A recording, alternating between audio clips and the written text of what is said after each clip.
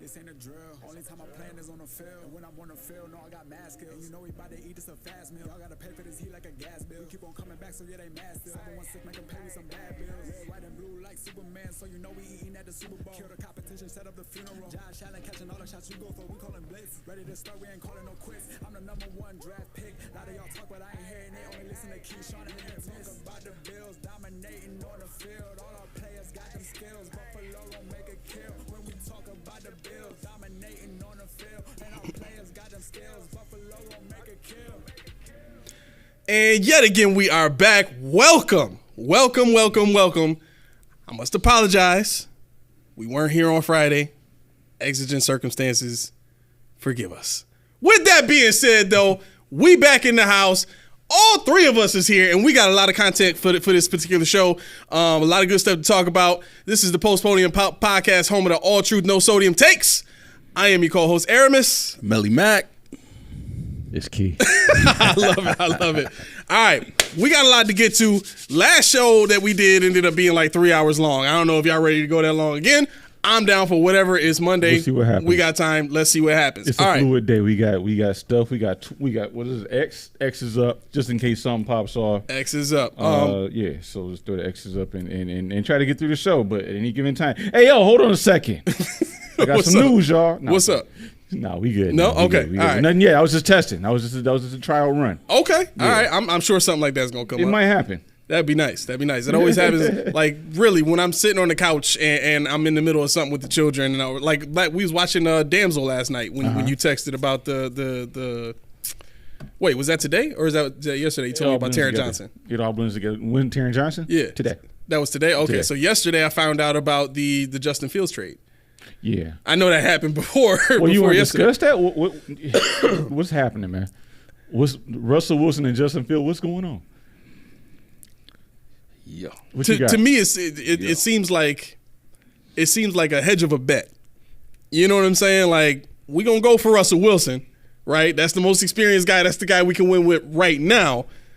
But we also know he ain't gonna be here for that long. So let's see if we can. I mean, of course, getting Justin Fields for a sixth round pick, and with him getting traded for a sixth round pick, his value goes way down. Mm-hmm. So now you're able to re-sign him to a long-term deal. Yep. Not going to cost you that much. You got that kind of a quarterback on that kind of a deal.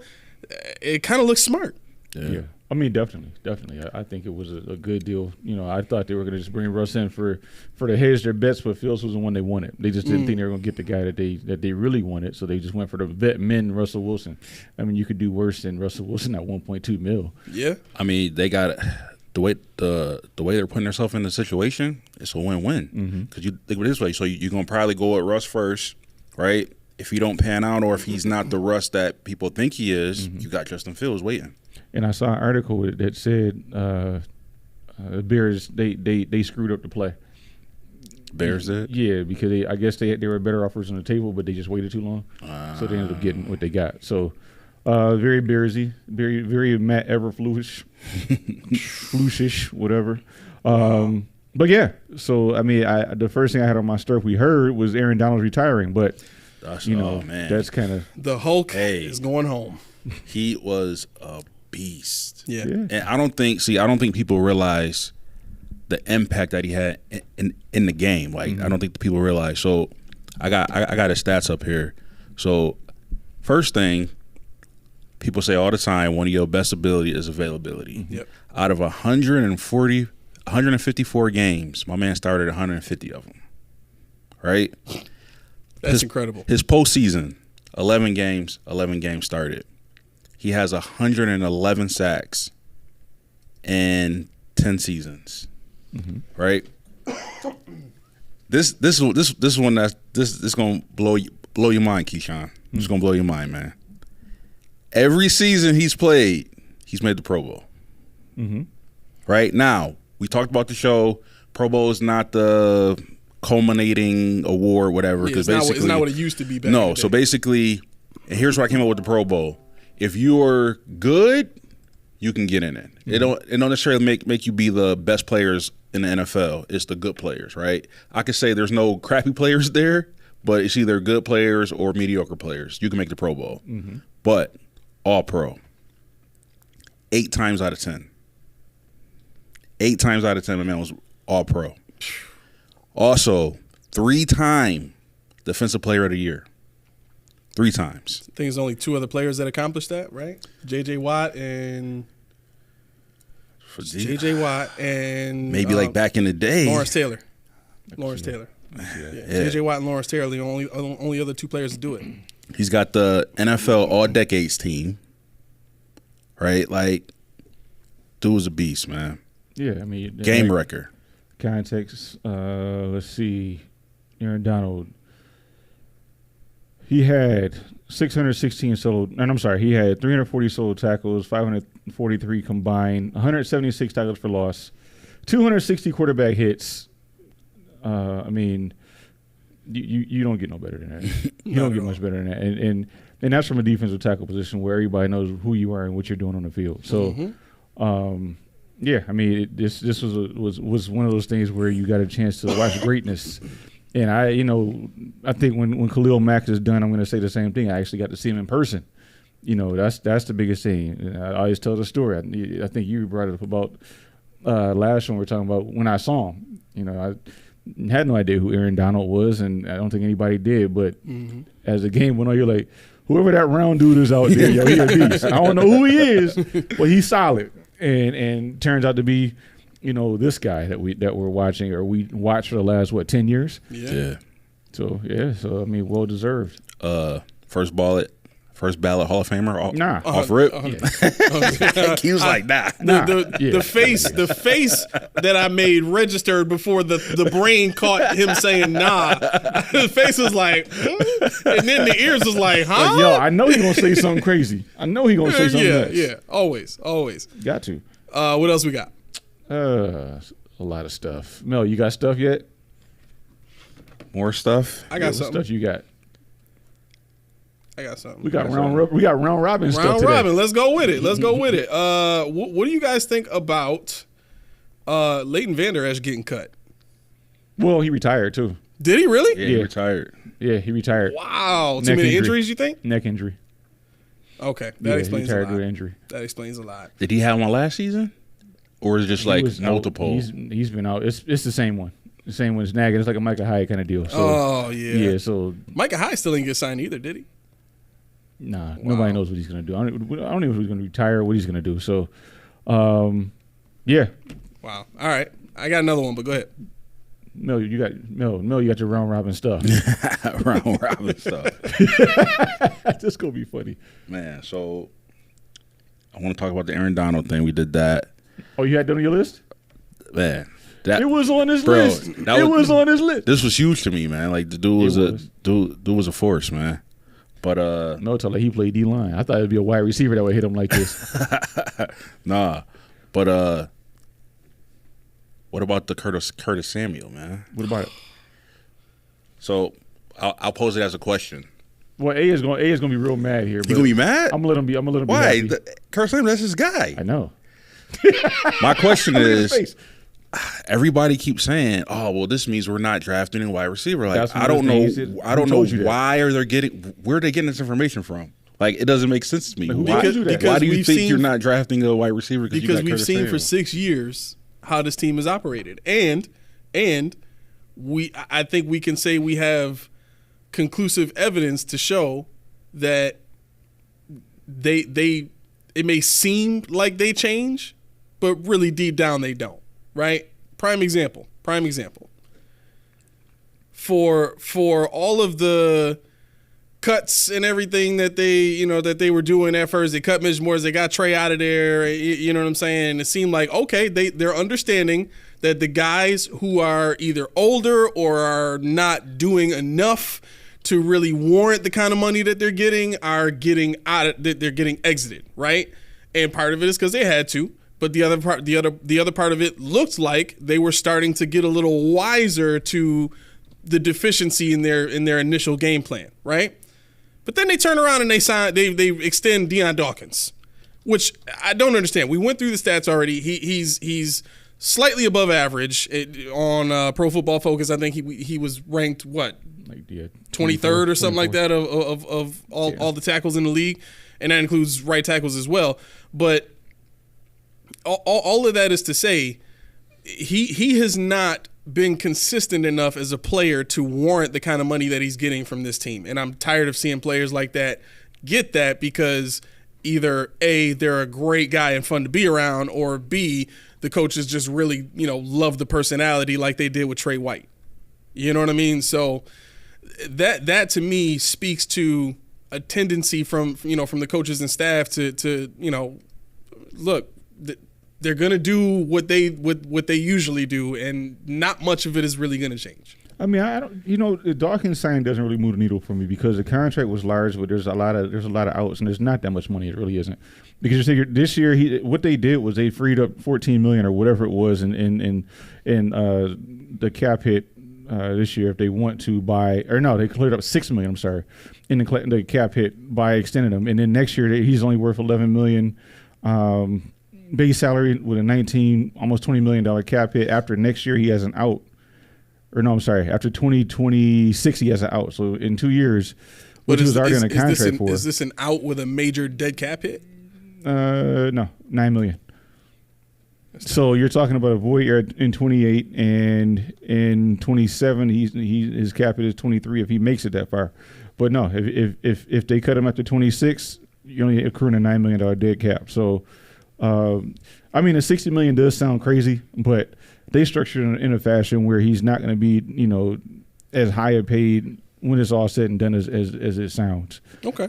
So here's my thing. So the year we traded for Stephon Diggs, we drafted 2 wide receivers. Yeah, but so like we have Curtis Samuel. He's a number 2. Diggs is our number 1. What do you do in the draft? You draft for your future. I'm not even willing to say Curtis Samuel is definitely number 2. The money he's got, he's only a $3 million dead cap this year. So yeah, so my point, like, we are definitely drafting wide receivers, bro. Like, it's somewhere in there. We definitely drafting them. Like, I still think that they're gonna get one in the first round. Oh, I can't see it, because how can they justify that? They have to get a number 1 wide receiver. Diggs is not gonna be here. What he's gonna see for another year, maybe? Well, no, he's under contract for the next 2 years, right? 3. But is he gonna play at that level in the next 3 years? I mean, probably not. So like, yeah, but with his name and the performance that he's put on the field thus far, if he does anything remotely close because of who he's been for this team, I don't think the team can get away with, like, the contract's not even going to allow the Bills to get away with that. The most they could hope to do is hope that he's willing to settle into that Keenan Allen role where he's playing in the slot. But even that becomes difficult because what the heck are you going to do with Shakir? Like, he's a beloved player. You know what I'm saying? So right. I see them drafting 2 wide receivers still. For sure. Their number 1, he might not play again. This is Sean McDermott. He's not going to trust the rookies offer up anyway. The way I see this is this. I saw the Samuel as a hedge. If Brian Thomas is their guy and he's not there, or if Ladd McConkey's their guy and he's not there, if somebody who they want is not there at 1, we got Samuel on a $3.8 million contract. And I have his breakdown here. I was actually glad because it just came out today. This year, 3.9 mil. Next year, it balloons at 9.7. Then 2026 is 10.3. So I don't know how much of that is a cap hit, or I'm sorry, is going to be a dead cap if he's released. But I mean, it looks like they hedged him really good here, and they can restructure him. But he's only 27. So is there a way for you to find out what the rookie pay scale has been in previous years for pick number 28? I can try to find. Or maybe just look up pick number 28 and see who the player was. Okay, so the reason I'm asking for that info is because my thought process is this: if the Buffalo Bills draft a wide receiver in the first round, they have to know that wide receiver is going to be able to beat out Curtis Samuel in an offense that he already knows the terminology for, the terminology for, B, has played in for an entire season, and C, has a large enough contract where the incoming wide receiver would have to greatly outperform him in order to warrant that kind of playing time as a rookie. Right? If you look at the Bills' need for wide receiver when Gabe Davis was here, we needed a bigger receiver like that. Like, I think it was undeniable at that point. Like, John Brown wasn't that dude. I don't even think he was here at the beginning of the season. And Emmanuel Sanders came in, and he kind of fizzled out towards the end of the season.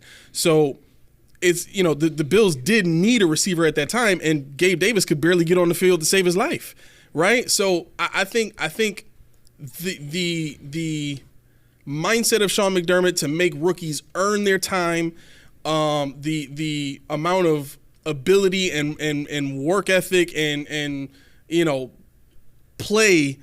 consistent play that the rookie would have to show to unseat Curtis Samuel, on top of the advantages that Curtis Samuel already has coming into the season, I think that would be extremely tough for a rookie to just take that from him. I think you're putting too much on the rookie. So this is what I envision him doing. Well, I'm not doing it. Sean's doing it. So this is the thing. Again, Curtis Samuel is not number one wide receiver. He's never been in the NFL wide receiver one. I don't think he's going to be. I think he's a solid 2.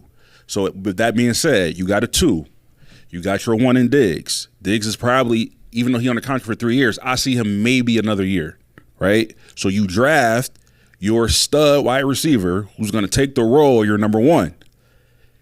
Have him line up with Diggs and Samuel and Shakir.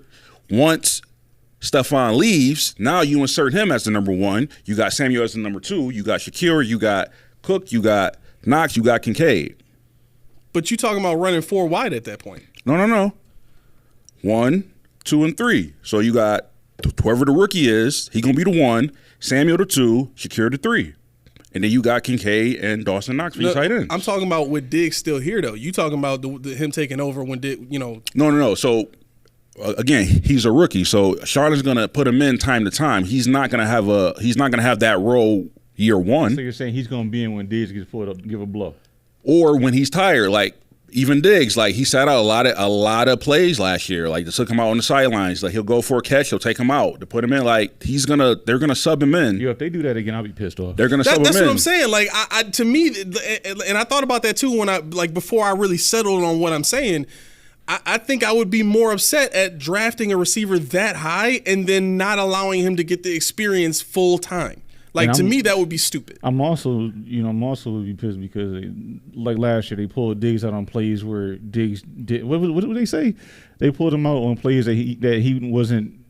He wasn't designed to be in or something like that. He wasn't designed to be in the play, and I'm like, it's your number 1 guy. What are you talking about? Right. Hey, right. That's what I'm saying. This is what's about to happen. Like y'all can get mad all y'all want. If y'all see it, it's gonna happen. They're gonna pull him out. They're not running all the plays. He's not running all the routes. His contract is so prohibitive. They can't justify how bad would this team look treating him like that? Here's the other part of that too. Politically, how bad would it be? How bad of a look would it be on the franchise if they did Diggs like that? And he's been the best receiver that they've had ever, like literally ever, right? Yeah. If they did Diggs like that, who else is going to want to come to Buffalo? What do you mean? I don't see that as a slap taking him out and resting him. Like I don't see that as a slap. Why is that a slap? He wasn't in on some of the plays. He wasn't designed to be in on. It wasn't even a rest thing. So again, that's not a slap. Why is that a slap? If I'm your number 1 guy, you don't have me included on every play. Or I don't know all the plays. Certain packages, I don't want him in there because he's not super tall. I'd rather have Knox or Kincaid in there, or even Justin Shorter, especially for the red zone. All right, then I'm taking out. I can't take Diggs out.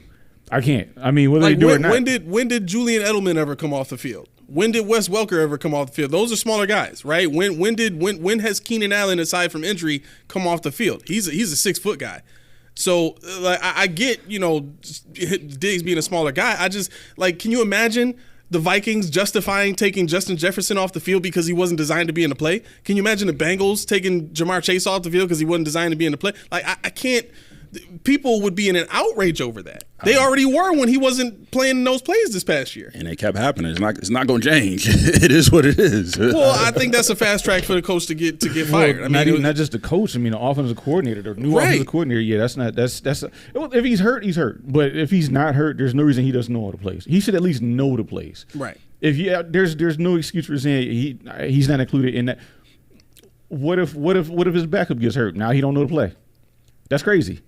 And the other, I'm sorry, real quick. Go ahead. Like if there were no receivers on the field, okay, I get that. Like if you only have tight ends, or if you have a really, really big receiver, like you putting Justin Shorter out there because you want all guys who can block. So you got one receiver out there, you running 3 tight ends, and it's a run formation. I can see pulling Diggs off the field for that because it's bully ball at that point. They did that. Yeah, but they put him off in other situations too. That's what I'm saying. It was passing situations but where he wasn't on the field. But both situations, what he just said and what I'm saying, they did it. There was goal line situations where there was no wide receivers out there. No. I'm not talking about goal line situations. They had him off the field during regular like field position situations. Though. Again, both times. So yes, what you're saying, yes, regular situations, yes, but also in red zone situations when they had no wide receivers out there, he was not out there. Okay, I get that, but if it's a run type of situation, that is justifiable. I'm not saying it's not. What I'm saying is when you on the 30.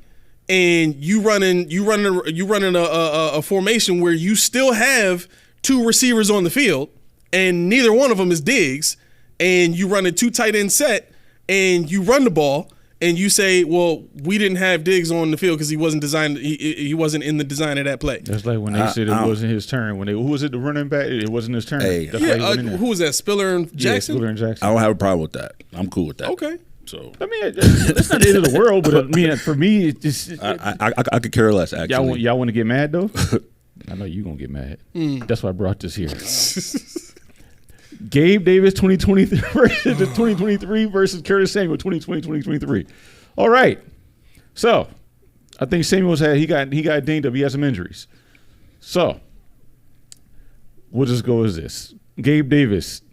Career from 2020 to 2023 as a Bill. Curtis Samuel the same time frame. 27 touchdowns to 11 touchdowns. Gabe Davis 16.7 yards per reception, and Curtis Samuel 10.3. Let's see. Gabe Davis 2,700 yards to Curtis Samuel's 2,100 yards. Now, if you want to extrapolate that, I got more information for you. Why are you looking at me like that? Let's see. For Curtis Samuel, he has a 4.31 speed, but it's all for nothing when it comes to yards after catch because he's almost non-existent at 4 yards per carry. I'm sorry, 4 yards after catch. You could have just gave us the stats. You didn't which have hurts to say me. non-existent. I mean, I'm sorry, dude. I'm sorry. He has a higher catch percentage. Why? Because his yards per target are less.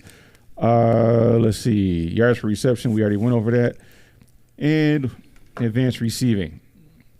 Average depth of target, 6.7. And to be exact, for Curtis Samuel, 4.3 yards after catch. To Gabe Davis is 3.7. Trash. Average depth of target for Gabe Davis, 14.8 over his career. Now, if you're looking at snaps, Curtis Samuel plays 64% of available snaps to Gabe Davis is 96.7. Now, why do I bring this up? Besides trying to get under your skin, is I was listening to these guys from Jacksonville talk about Gabe Davis. They're like, what is this guy? Mm-hmm. They're like, what? I don't know if you saw this snap. They're like, I did not. What they think he's going to be, fans are happy because he's going to replace what Zay Jones was doing, they think. But they still have no Calvin Ridley, obviously, because Calvin Ridley went to Tennessee. Mm-hmm. So they're showing all these diagrams of where he's going to sit down and cover. I'm like, what Gabe Davis were you guys watching? Exactly. That you think he's going to be a possession guy? That's what I was screaming for last year. The sad part is Zay Jones was a better route runner than Gabe Davis. Right, and that's what I was screaming for last year, was it not? I said, let me see him run routes. I don't know about that. What? Junie, can you do me a quick favor? My Gabe black Davis vest over there? I think he's a better route runner than Zay Jones. What? Yeah. Speaking from a wide receiver, yeah, he's better. Definitely better route runner than Zay Jones? Than Zay Jones, yeah. I don't even know how I can pull it out. Joe, can you grab my vest? And please? so with that comparison, the underlying factor is Josh Allen. It's right there. That could be true. It could be true. However, we shall see. Curtis Samuel, what I was kind of trying to demonstrate was Curtis Samuel works in a closer proximity to the quarterback too. He runs a more diverse route tree, and what he does give you, he actually was a high school running back. He was a wide receiver in college and college only until he went to the pros. So he still got that running dynamic to him. He could play. So he could play. For carry high. He could play all the wide receiver positions. Plus, he could play running back. Yeah, he can. Yeah, he can get you jet streams. He can do your jet streams, jet sweeps. He can do your. They still do end arounds, however you want to look at it, reverses, whatever you want to do. He can do it in droves. Cameraman, can you put the camera on me real quick? What I don't understand is. You ready? You ready? What I don't understand Knock is the Sharpie over. I gotta find it. I need to see. I mean, Curtis Samuel to me in college was not really that impressive. Obviously, it was more Dotson was a guy at Ohio State. So I'm interested in seeing what he can do. I think he can do something here. Mm-hmm. And let's face it, Gabe Davis.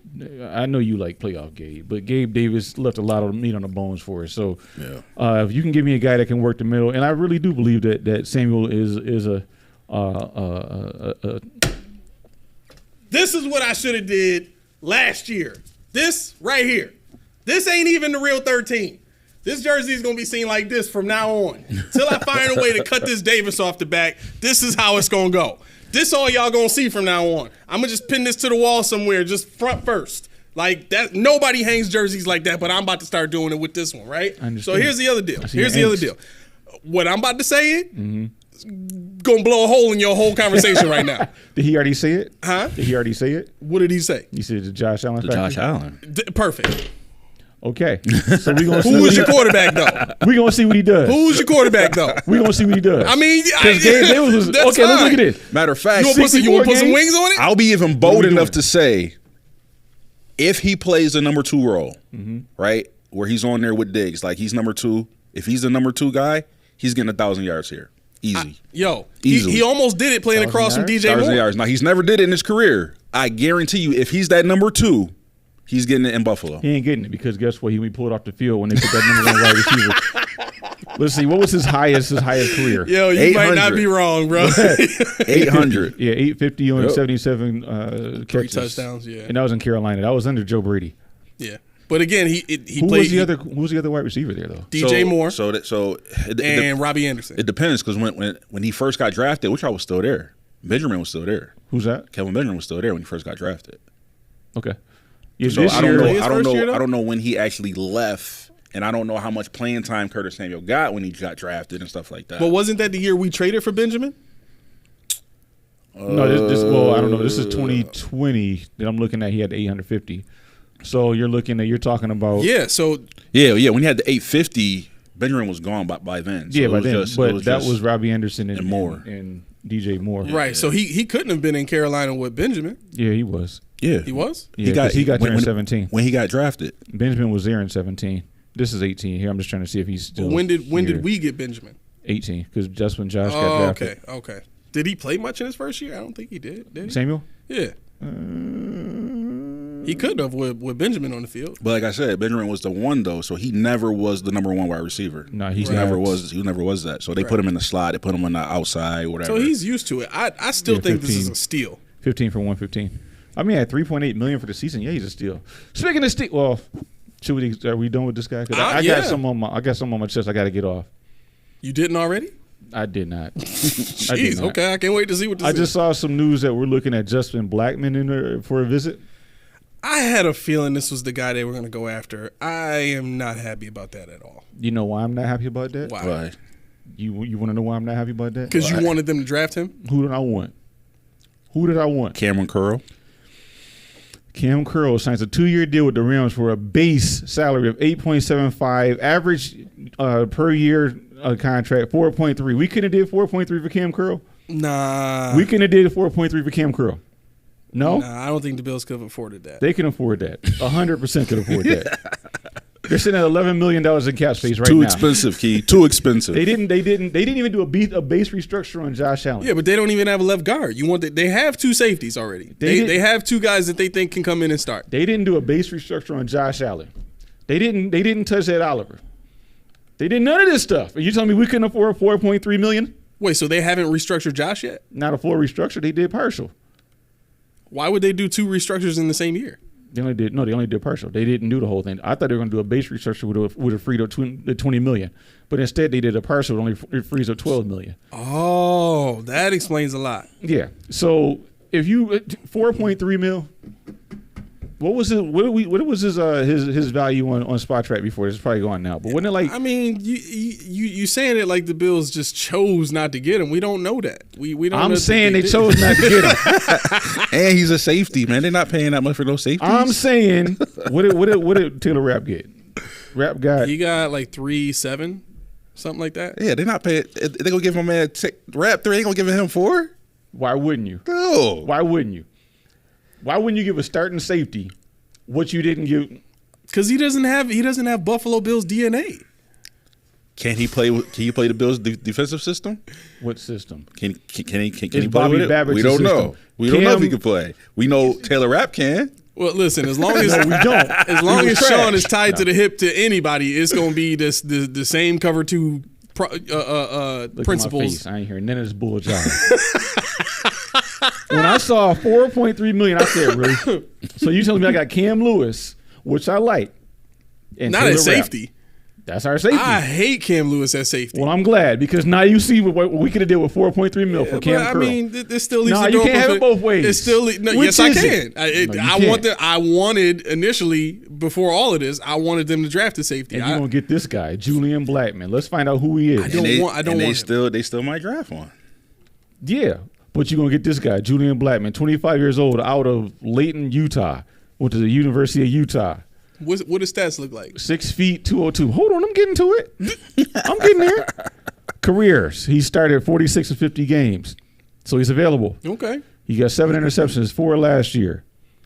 that's doo-doo. Let's see. He had 17 pass defenses in his career, 2 forced fumbles, 1 sack, 214 tackles, 2 quarterback hits, and I say 12. No, I didn't say 12 tackles for loss. So And he's got a defensive touchdown. he's got a clean face too. Where's his mustache? Where's your stash? No, he looks submissive. That looks like the type of player Sean likes. Yo, he got a stash. No, he got to grow a stash week in Buffalo. No, is he? What is this? Is he? Well, I looked that up. You know, Trey White has had a visit with the Rams and Raiders, right? Yep. Interesting. Yep. And I don't know about their defenses. So you guys who want to poo-poo on Cam Curl for me, what do we know about those two teams? Which one would he fit in more? Between what teams? The Raiders and Rams. Rams. The Rams? All day Rams. They run a decent amount of man though. They know what Trey used to do? He was better at man in zone, wasn't he? Mm-hmm. Trey? Yeah. No. I think No. he was better, man. I thought he was a man corner. think he's Trey better, man. White is better as a man corner. I thought that was his claim to fame, man corner. That's what I heard. From where? Reputable sources, Like who? scouts. No, Yo. I mean honestly, that's what I heard. Steve, help me out, man. You remember back in his early days when he used to check Gronkowski 1-on-1 man to man? Like, And he used to get ate up. I mean, it's Gronkowski. He's a Hall of Fame. Well, then but, don't like, bring up that example. He got chewed to pieces with that matchup. But the bottom line is they gave him they trusted him in that spot to do it. Okay, I want everybody watching right now to pull up some video of Trey White versus AJ Green, Trey White versus Alshon Jeffrey, Trey White versus Gronkowski. Like, pick any number one wide receiver in the league and watch him against that receiver. I guarantee you, he's not keeping up with these boys. He's just not. He doesn't have enough quickness and speed to be that next level elite corner. The reason he became the name Trey White and all that kind of stuff here in Buffalo was because of the types of interceptions that he was getting. But what allowed him to do that was his ability to read the quarterback and read the offenses as the play happened. That way of playing only happened because the Bills played way more zone than they did man. Every time the Bills, matter of fact, against the Chiefs last year in the divisional game, every single time that they played man coverage, they got chewed up, torn to pieces. It's just not a man team. Like, I don't see how Trey could be known for playing man coverage when maybe that might have been the case in college, when there weren't that many great receivers. I say they got chewed up because Trey wasn't out there. No. This was still a top defense even after he got hurt. It was a top 15 defense even after he got hurt, and that's with a bunch of backups. When he got hurt the year before, the Bills were still top 10 without him. So, to me, your defense should still suffer a lot when you don't have an elite corner on the field. Like, imagine taking Sauce Gardner away from the Jets. To me, that defense should get chewed up. It should, because he's not out there. Think about what the Raiders looked like when Nnamdi Asomugha left. Think about when Troy Vincent left the Eagles. Like, when you have elite corners leave a team, it should look bad, and it didn't for the Bills. So I just don't think I don't think the whole Trey White. Steve got my back on this. He said Trey is only as good as his own corner. Why do you think he fell to the 27th pick? That's what I'm saying. It's a combination of his athleticism, his speed not being what it needs to be for him to be elite. He also had a question. I want to get to this question real quick. He said, why did Bean spend money in free agency on a wide receiver when the draft is deep in wide receiver, weak at defensive tackle and safety? Should have spent on safety and defensive tackle and draft a wide receiver and offensive line, doing things in reverse. Why? So I definitely want you to get in on this because of your deal with Cameron Curl. But I will say this, Steve. The way the Bills have operated since day one has been to use free agency excuse me, to the best of their ability to fill what anyone would widely consider big holes.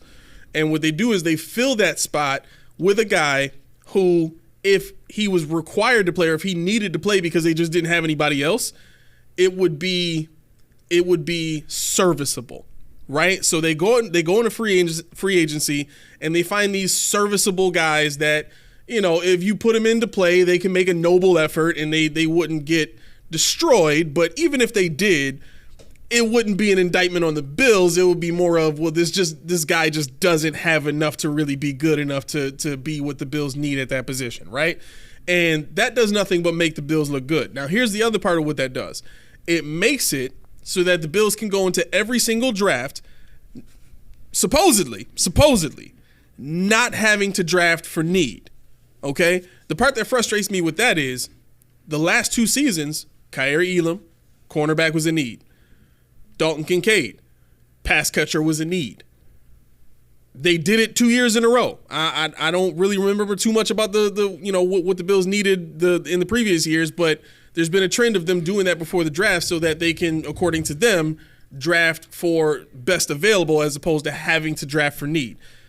Their actions have never lined up with that to my knowledge. I could be wrong, but that's kind of what it's been. Your feelings on defensive tackle and safety not being a strength in the draft and the Bills refusing to spend on that. This is not good for defense. I mean, you're talking about after Braden Fisk, and I mean they're throwing a lot of names that I don't care for. You're talking about Jenkins from Michigan. You're talking about the guys from LSU, which I think are trash, but they're going to be drafted high because there's nothing there. And I'm glad we're not in the market for a 3-tech, a pass rushing 3-tech, because if you can't get Braden Fisk, which we have to reach for, then there's nothing there. You got Mason, I forget his name, Mason Smith and Jefferson, and I don't like none of them. Right. I don't like none of them, and they're not going to be starters anytime soon. If they're starters, they're going to be starters on teams that are not competing for, for a bowl right away. When it comes to the defensive tackle spot, you're gonna pray, you're gonna hope and pray you can find somebody on the tail end of free agency. Luckily for us, we don't have as much a need for that the skill of a 3-tech as we do for a 1-tech, which Daquan Jones is there.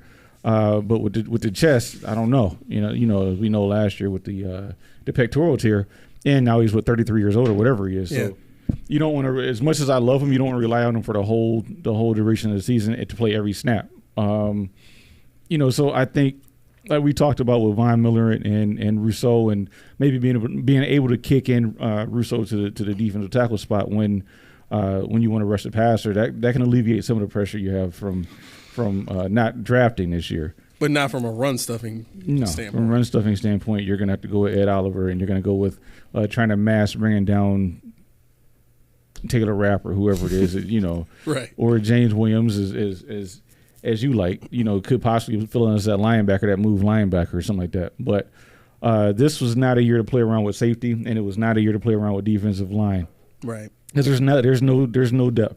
Once you get past the first 5 or 6 people in that respective position, there's just not there. There's just not there. So why do you think the Bills made that move the way they did with defensive? Well, I mean, in the Bills' mind, they got the guy they wanted in Daquan Jones, right? That's a guy they definitely wanted back. And I was glad with that. Yeah, I mean, his ratings warranted him coming back. He was greatly rated on PFF, and you could see the difference in Ed Oliver with him on the field. But what about safety? Why do you think the Bills haven't chosen to sign a guy as opposed to trying to just get one? I think it's 2 names, Micah Hyde and Jordan Poyer. When Poyer especially came to Buffalo, they were like, who's this guy? But they made him probably the best safety the Bills have seen since who. So they're like, we're not in a rush because that's our specialty. McDermott is a safety farm. So I don't think they're going to draft somebody.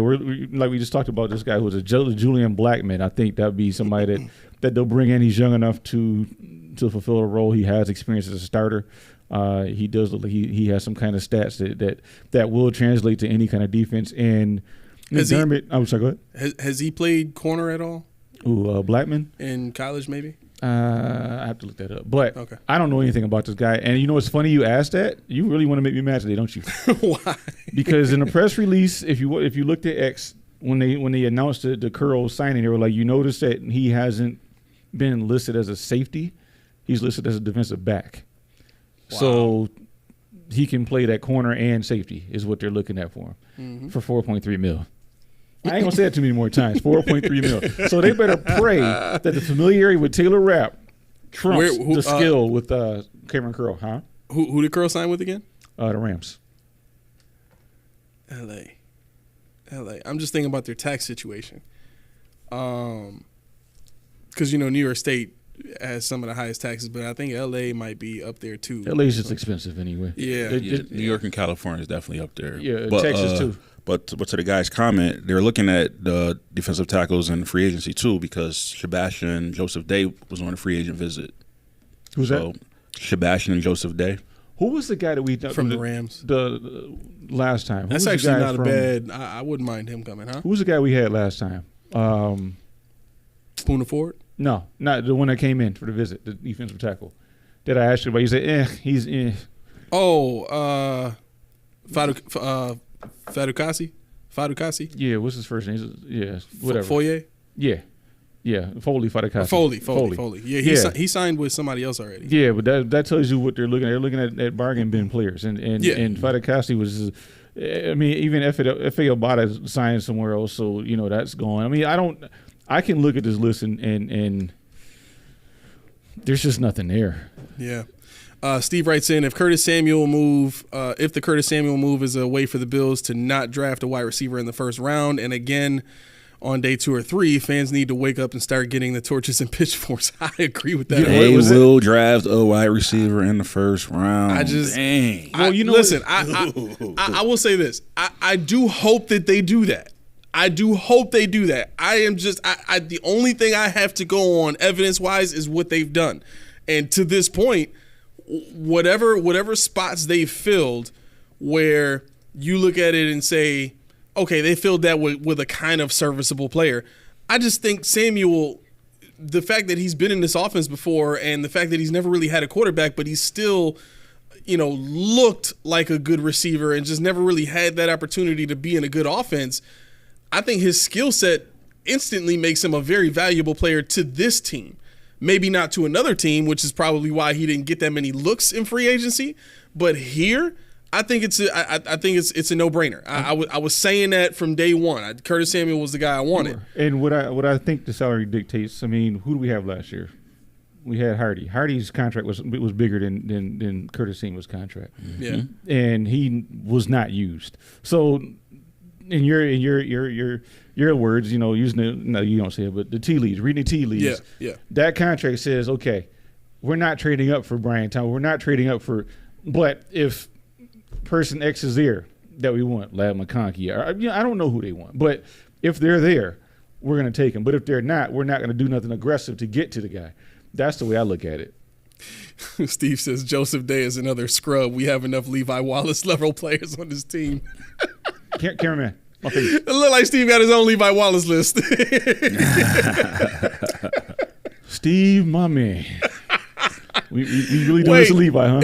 I don't know if Tony B means this way, but he said I'm ready for new star players. I am too, man. Like, it's part of the reason why I wanted to draft, like some really solid, studs in this draft. And when I say stud, I mean, guys who are really athletic, they're bigger for their position and got great speed and all that kind of stuff. But man, it's tough because they just don't look for those guys. Power. Yeah, we don't have the star power. So new star power. Our stars are Josh Allen and Matt Milano and Stephon Diggs. Nationally regarded. Begrudgingly Stephon Diggs. Well, across any the little league. thing that he does, like I keep seeing on Twitter all the time, like he's so cryptic and he's so disrespectful. Oh, can I touch on that? What do you want him to be? Yes, please. Could I put this on an X I put out there? I don't care what people think anymore. You guys are so gullible. Think about it. Y'all cried over Deion Dawkins when he put out that whatever he put out 2 weeks ago before he signed. You cried over Stephon Diggs last year. You cried over Stephon Diggs 2 years ago. You cry over Stephon Diggs this year. Who cares? Who cares? Because what I say last year, I said when he comes into camp, he's going to still give you 100 receptions. He's going to still give you 1,500 yards. He didn't give 1,500 yards, but he was on pace to. Mm-hmm. So who cares what he puts on it? Why does it consume you to this degree? Why? Because of the drought. Because of the drought. I'm telling you that. The drought turned this city and this franchise from we the big and bad ones around the league and y'all got to deal with us to please don't hurt us, sir. May we please have more? Like. It literally turned us into pussyfooted crying little whining babies about any little thing that doesn't make us feel good about where we're at in our city and with our team. Mm-hmm. And the sad part is Diggs has been one of the best Buffalo Bills in general, both as a person and as a player that we've had at that level, at the superstar national level in forever. And we're treating him like we're treating him. Right. He didn't ask for this. He didn't ask to be traded here either. This isn't the first. The thing is, this is not the first time. Every time this dude farts, now we got a problem. Yep. You know this by now. Yep. But you choose to fall for it. They did it. They did it. Who they do it? They did it with Lynch. They did it with Stevie. They did it with who else? I mean, we can keep going down the list. Like every player that we've had that started to reach a certain level of stardom.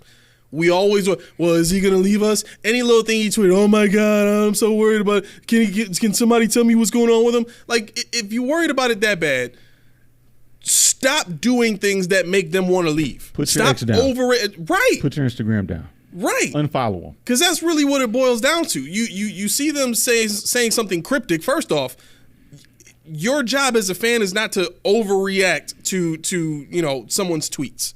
Your job as a fan is to go to the games and cheer on the players. That's your job, right? So if Deion Dawkins puts out his tweet, don't start crying about it. And he laughed at y'all on a video. Right. He laughed at you on a video.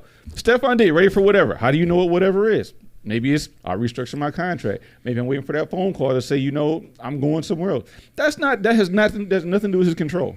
He's not in control of where he gets traded to if he gets traded. He don't have no trade clause contract in his contract. Yep. So who cares? Right. Move on. When you see number 14 on the field, you're going to cheer for him. You're there. Have you ever heard him boo the man? Nope. But they do all this wolfing when he's doing this. Yep. But I bet they won't boo Deion Dawkins either. But at the same time, they do all this stuff, but do they have a right to or no? I don't think they have a right to at all, because the players' personal life, I think social media has given fans this idea in their mind that they have a right to barge into players' personal lives, judge their personal lives, even regardless of what the player's done on the field, to just judge them based on their personal and private decisions. Yeah, like my man's doing blow on Instagram right now. Who? They like my man's doing blow on Instagram. Right. Right. You know, and here's the other part that's frustrating about it. And Steve, I'll get to your comment in 1 second. They act like Sean didn't get caught trying to strong arm this dude out of town last season. Yep. Like they act like like Sean really wasn't trying to get this dude out just from personal issues with the player. They made it all about Diggs and what he did wrong, and just paid no attention at all to Sean getting caught with the gun in his hand. Yep. And they forgot about what did Von Miller say when he said, "I'm on his side." Right.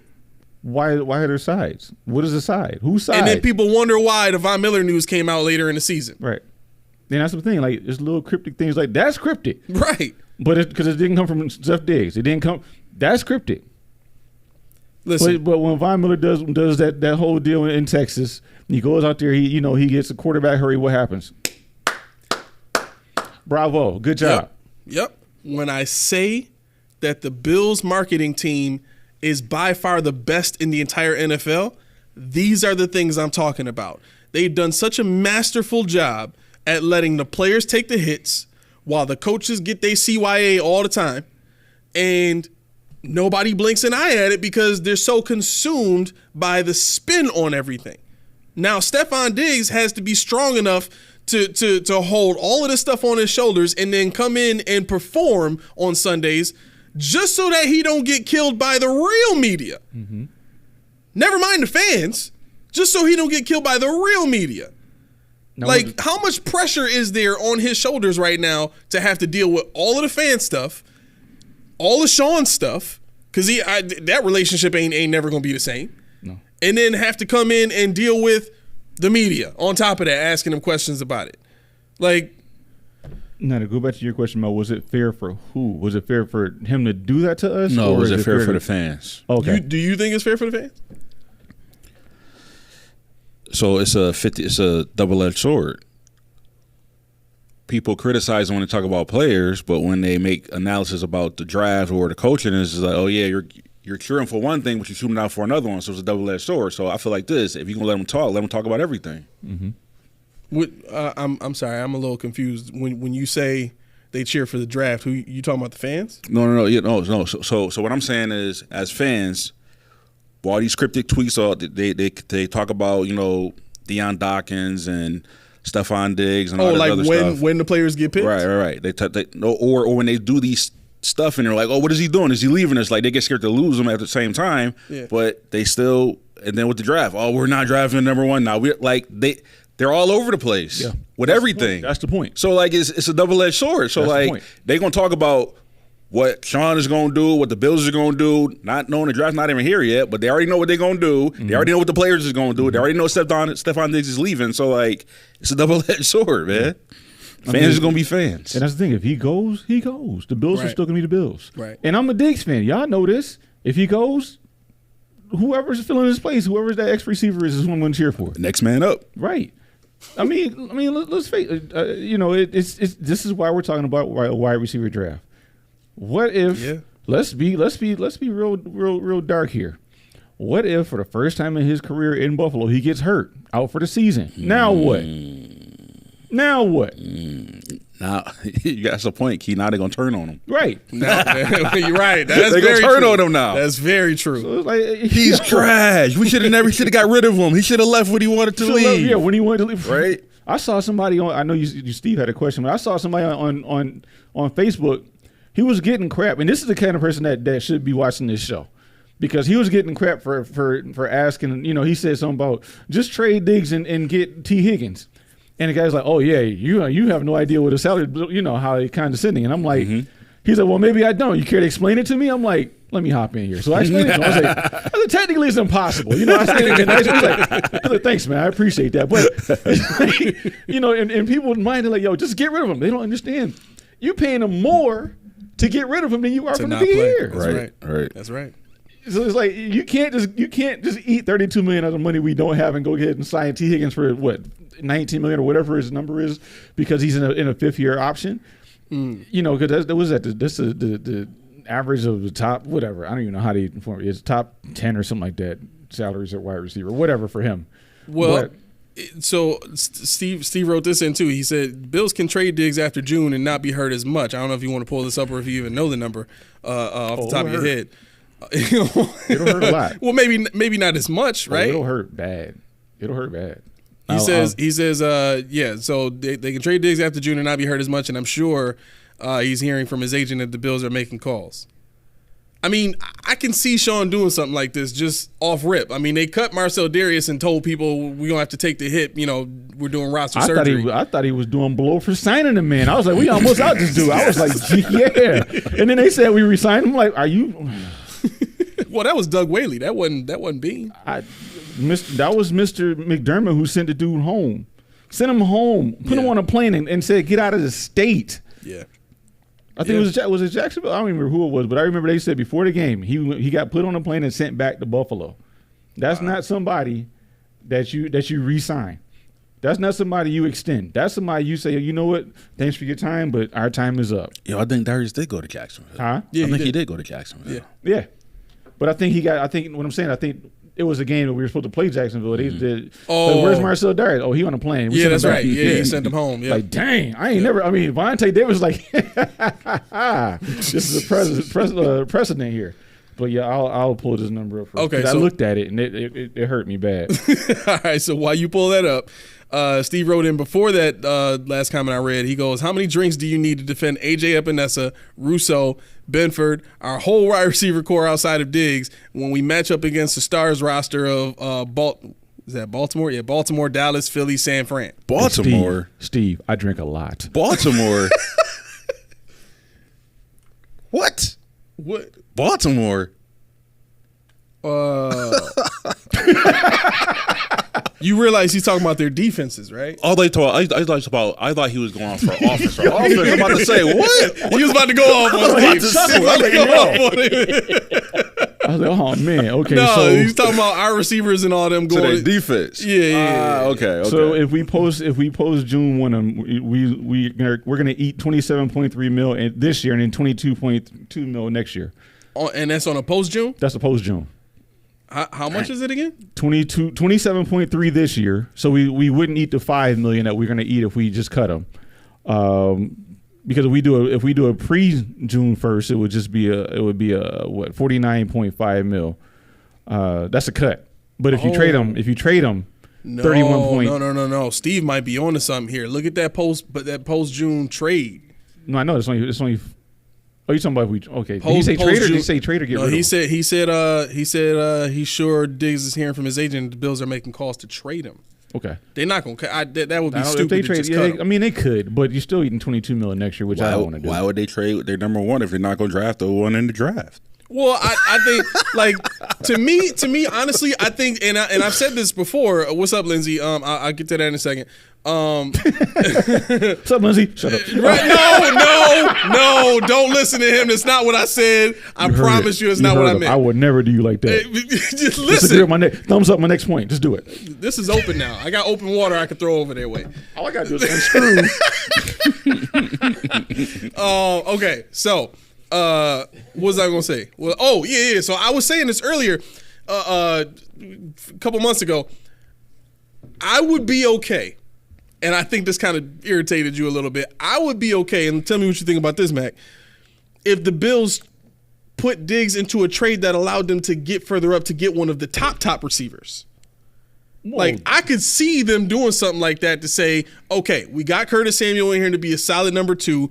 We got Dalton Kincaid that's going to see increased targets. We got Shakir that's going to see increased targets.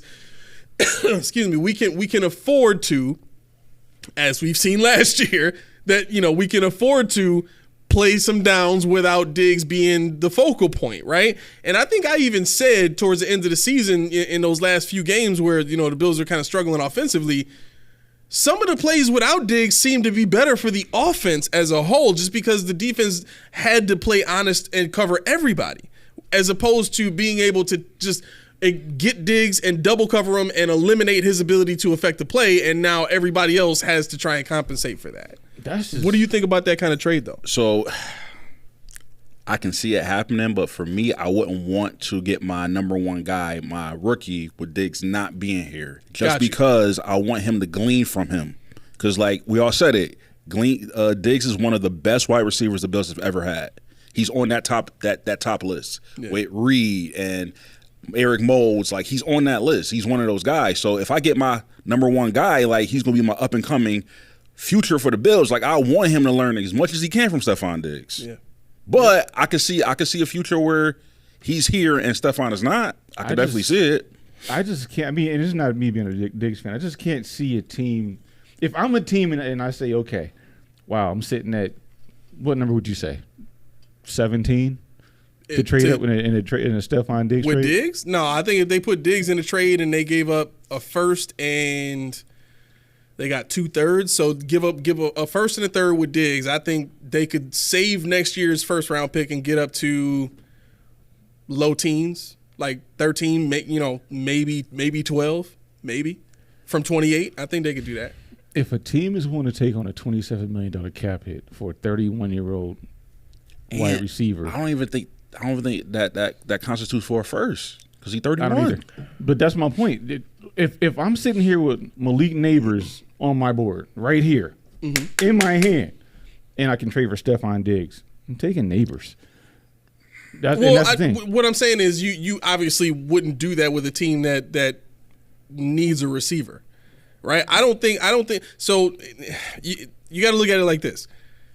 If a team drafts Neighbors, they know whoever they got on their team is going to have to be second behind Neighbors. Neighbors is that damn good. Right. I think the same can be said for Rome Odunze and for Marvin Harrison Jr., right?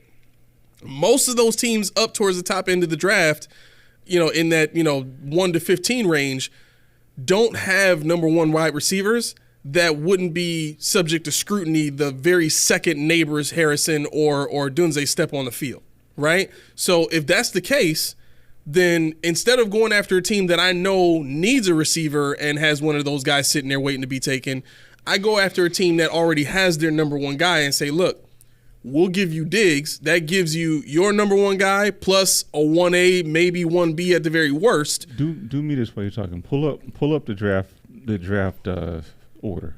Okay. So, like, would that work for, like, what A is saying, would that work for, like, Cincy?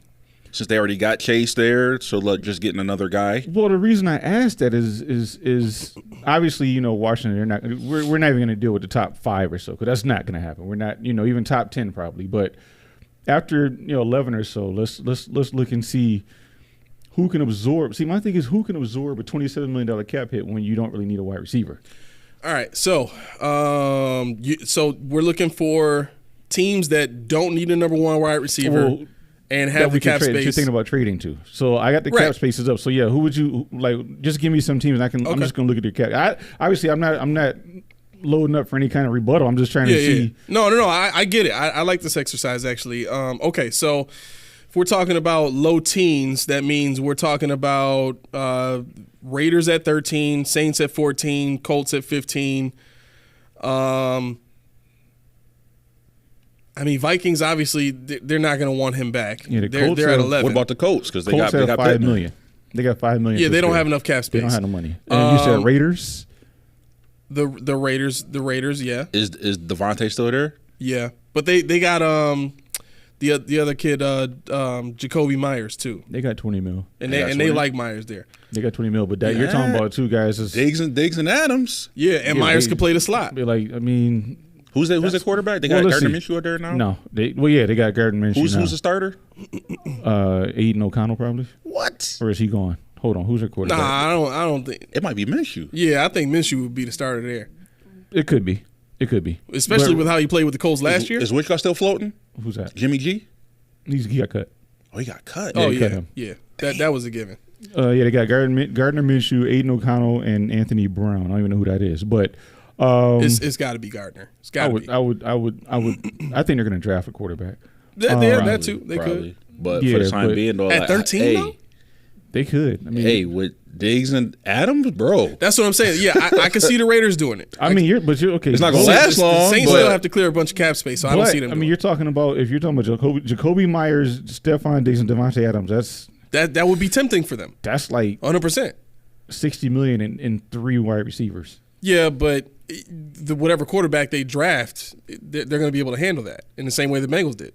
How many people do they have on their team right now? They got 62. Yeah. So, yeah, I think that's about the highest you would be able to get with that kind of trade coming from 28, because that's 15 spots. That's a lot. I don't know if Stephon Diggs is going to get you that. Well, the Raiders are dumb. They do dumb things all the time. So. I saw something about the Lions. I saw The Lions, moving up, or I saw a potential landing spot for Stephon Diggs. The Lions. Ooh, Amon-Ra? That would be nice. Dang. That would really be nice for Goff too. Really making me a Lions fan, man. I love Campbell, man. That would make you a Lions fan? Man, that wouldn't make me no Lions fan. Okay. I mean, other teams, yeah, because the Saints wouldn't be able to do it. Broncos cap situation is terrible, just like the Saints. Colts don't have cap space. My bad. I'm sorry. Go ahead. Seahawks, they don't have Tyler Lockett anymore. That might work. Ooh, DK and stuff. DK and stuff. I'm still stuck on the Broncos. Like Bro. you said they're liked. I'm like, ain't nobody like them. Do they even got any money to operate? Who's that? The Broncos. They do. How? It's because I think it's they ain't got to play up to all the money this year. No, it's supposed June 1st cut, so it's 37 against the cap this year. Okay. Because that explains a lot. what messed it up was this: Russell Wilson signing for 1.2. So they could have got a lot more money off the book. He's like, nah. It's like Brewster's Millions. You ever seen that movie? I love that movie. Lindsay said Jimmy G went to the Chargers. Okay. Yeah. Did you really? Herbert's still there, right? Yeah. Yeah. Oh yeah. They just re-signed him for a big boy. Yeah. So he's not starting. No, you know what it is? He is going to start because Herbert never finishes the season. This is an interesting He thought. knows that. What's up? Yeah. Lindsay says she'll take Shakira over Zay Flowers. Thoughts on that? Ooh. Yeah. Would you? I don't know, bro. Really? Flowers is a beast. I know, but Khalil Shakir is a beast too. Now, give him a chance. I will say this. I didn't think that Tupac was going to blow up the way he did. So to me, this season, like last season, he took a huge step forward that I didn't see coming. I thought he was going to be better, but not like that. Like, he was a yak monster, bro. I saw it. You saw it? You knew? But, like, Zay Flowers, I wanted Flowers out of college. I wanted him. I got real high on him. But Khalil Shakir, he worked that middle, man. He worked that middle. He's going to be the complete. Like me and A were talking about it, and we might touch on it a little bit. But we were discussing what kind of players do I look for? What do I want? And A's of speed. He's about the intangible stuff. Oh, we get into this one? We can get into that. Yeah, all right. Good job. But see, for me, and it was like, so you want somebody that does it? I was like, no, I don't want somebody that does everything. And it's not gonna be a throwback, but for me, I want that guy that I can depend on to do more than one thing, a la not Gabe. Right. So I want that guy that I can say, okay, he doesn't have to come off the field like Steph did when you need somebody to get you that possession reception. Yeah. I want somebody that you don't have to run a full route tree, but even with Mac Hollins, I was like, screw this guy. Then I watched some tape on him, and I said, yo, this dude got hips. Hey, he gets in and out quick. Mac Hollins, his best attribute. Remember that stat on Madden, catching traffic? Yeah. Oh, he's a big boy. He's a catching traffic guy. He's a big boy. Like, he's not a speed guy. He's not a superior route runner. Right. But he's a catching traffic. Yes, like, he'll go up. I don't care. No, like, hey, you see where Josh threw that ball at, right? You know you're about to get hit. Yep. But I'm going to catch the ball anyway. Like, that's what he's good at. Beside everything else. He looks like he had good feet, too. I was like, okay, this is good depth. This is really good. I like this. And at first, I text you, you're like, you told me what you told me. And I was like, he sucks. I don't care. He's not what I wanted. I want what I want. But then I looked, I said, oh, snap. And I can see how it translates to what we need. Yeah. Because I was seeing him doing what everybody wanted Gabe Davis to do, what I wanted Gabe Davis to do. the contact. They're talking about the big body. When did you ever see Gabe Davis do anything with a big body? Nah. He never boxed anybody out. You never, all his stuff was, was manufactured. What was his best attribute? His best attribute was knowing how to come back to the ball when Josh was in trouble. Yep. That's where he made all his money, broken plays. And two, I know it's not really Keenan's wide receiver actually, but he was a good blocker too, though. Who's that? Gabe Davis. He was a good blocker. But I mean, that's the thing that Matt Collins can do. That's what I'm saying. Yeah.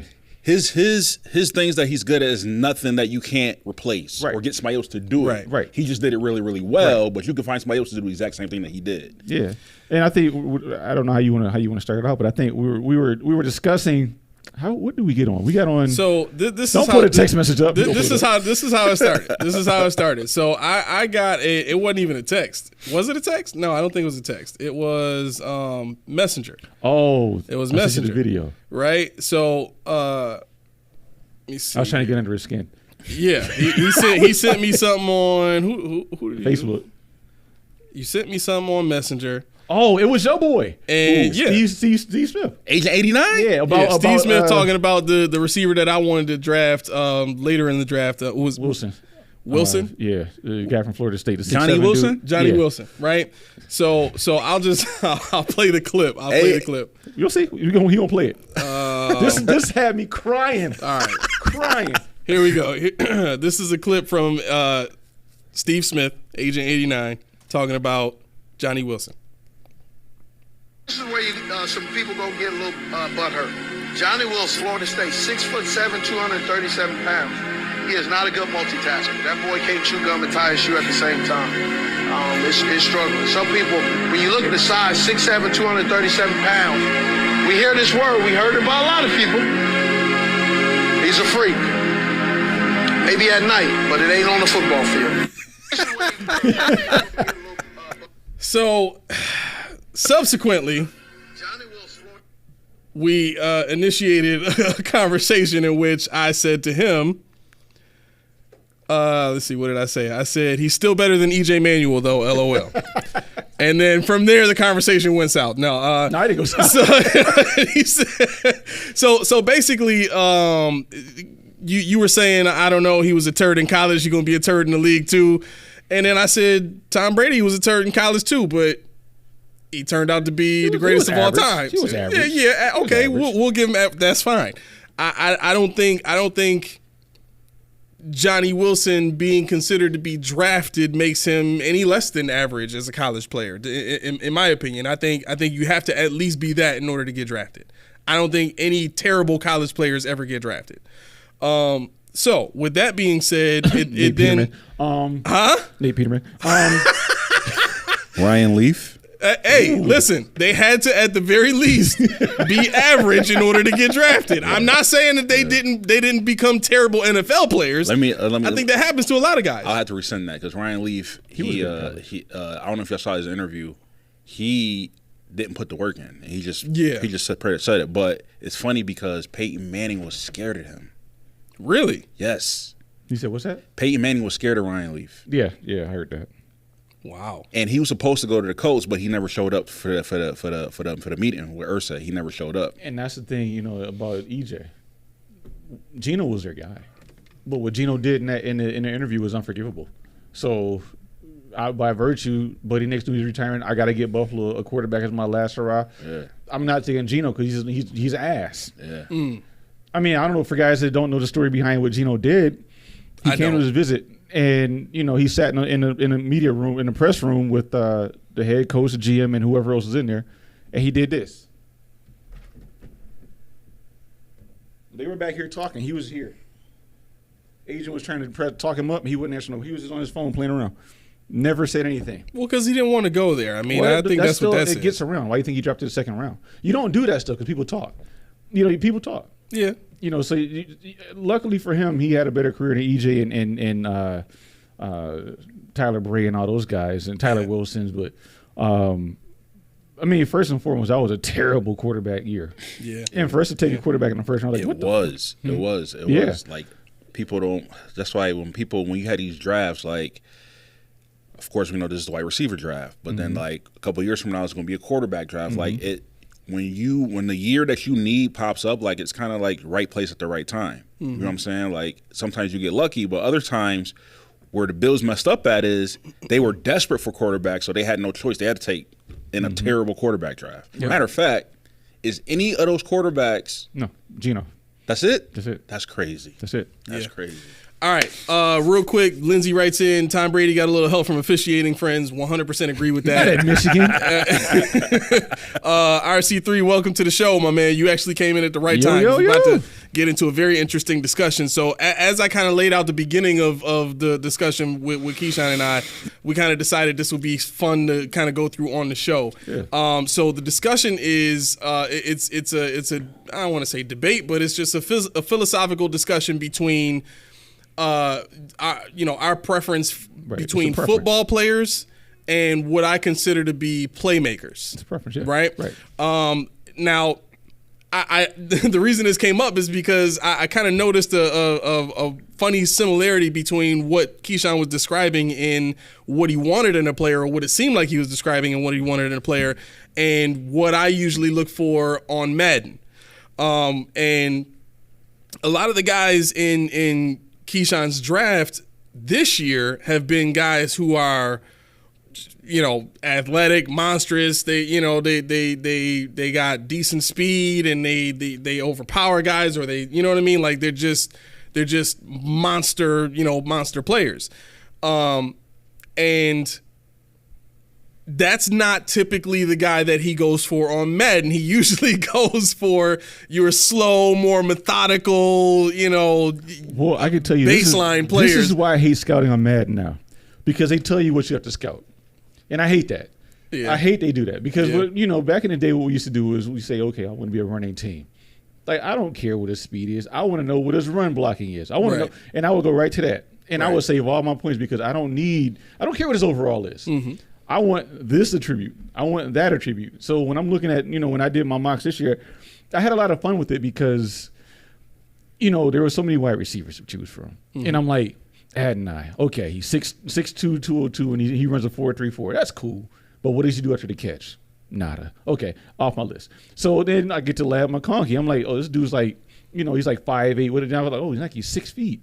He can play outside. Oh, snap. Then I'm watching this guy's playing, fumbly rumbly on the field.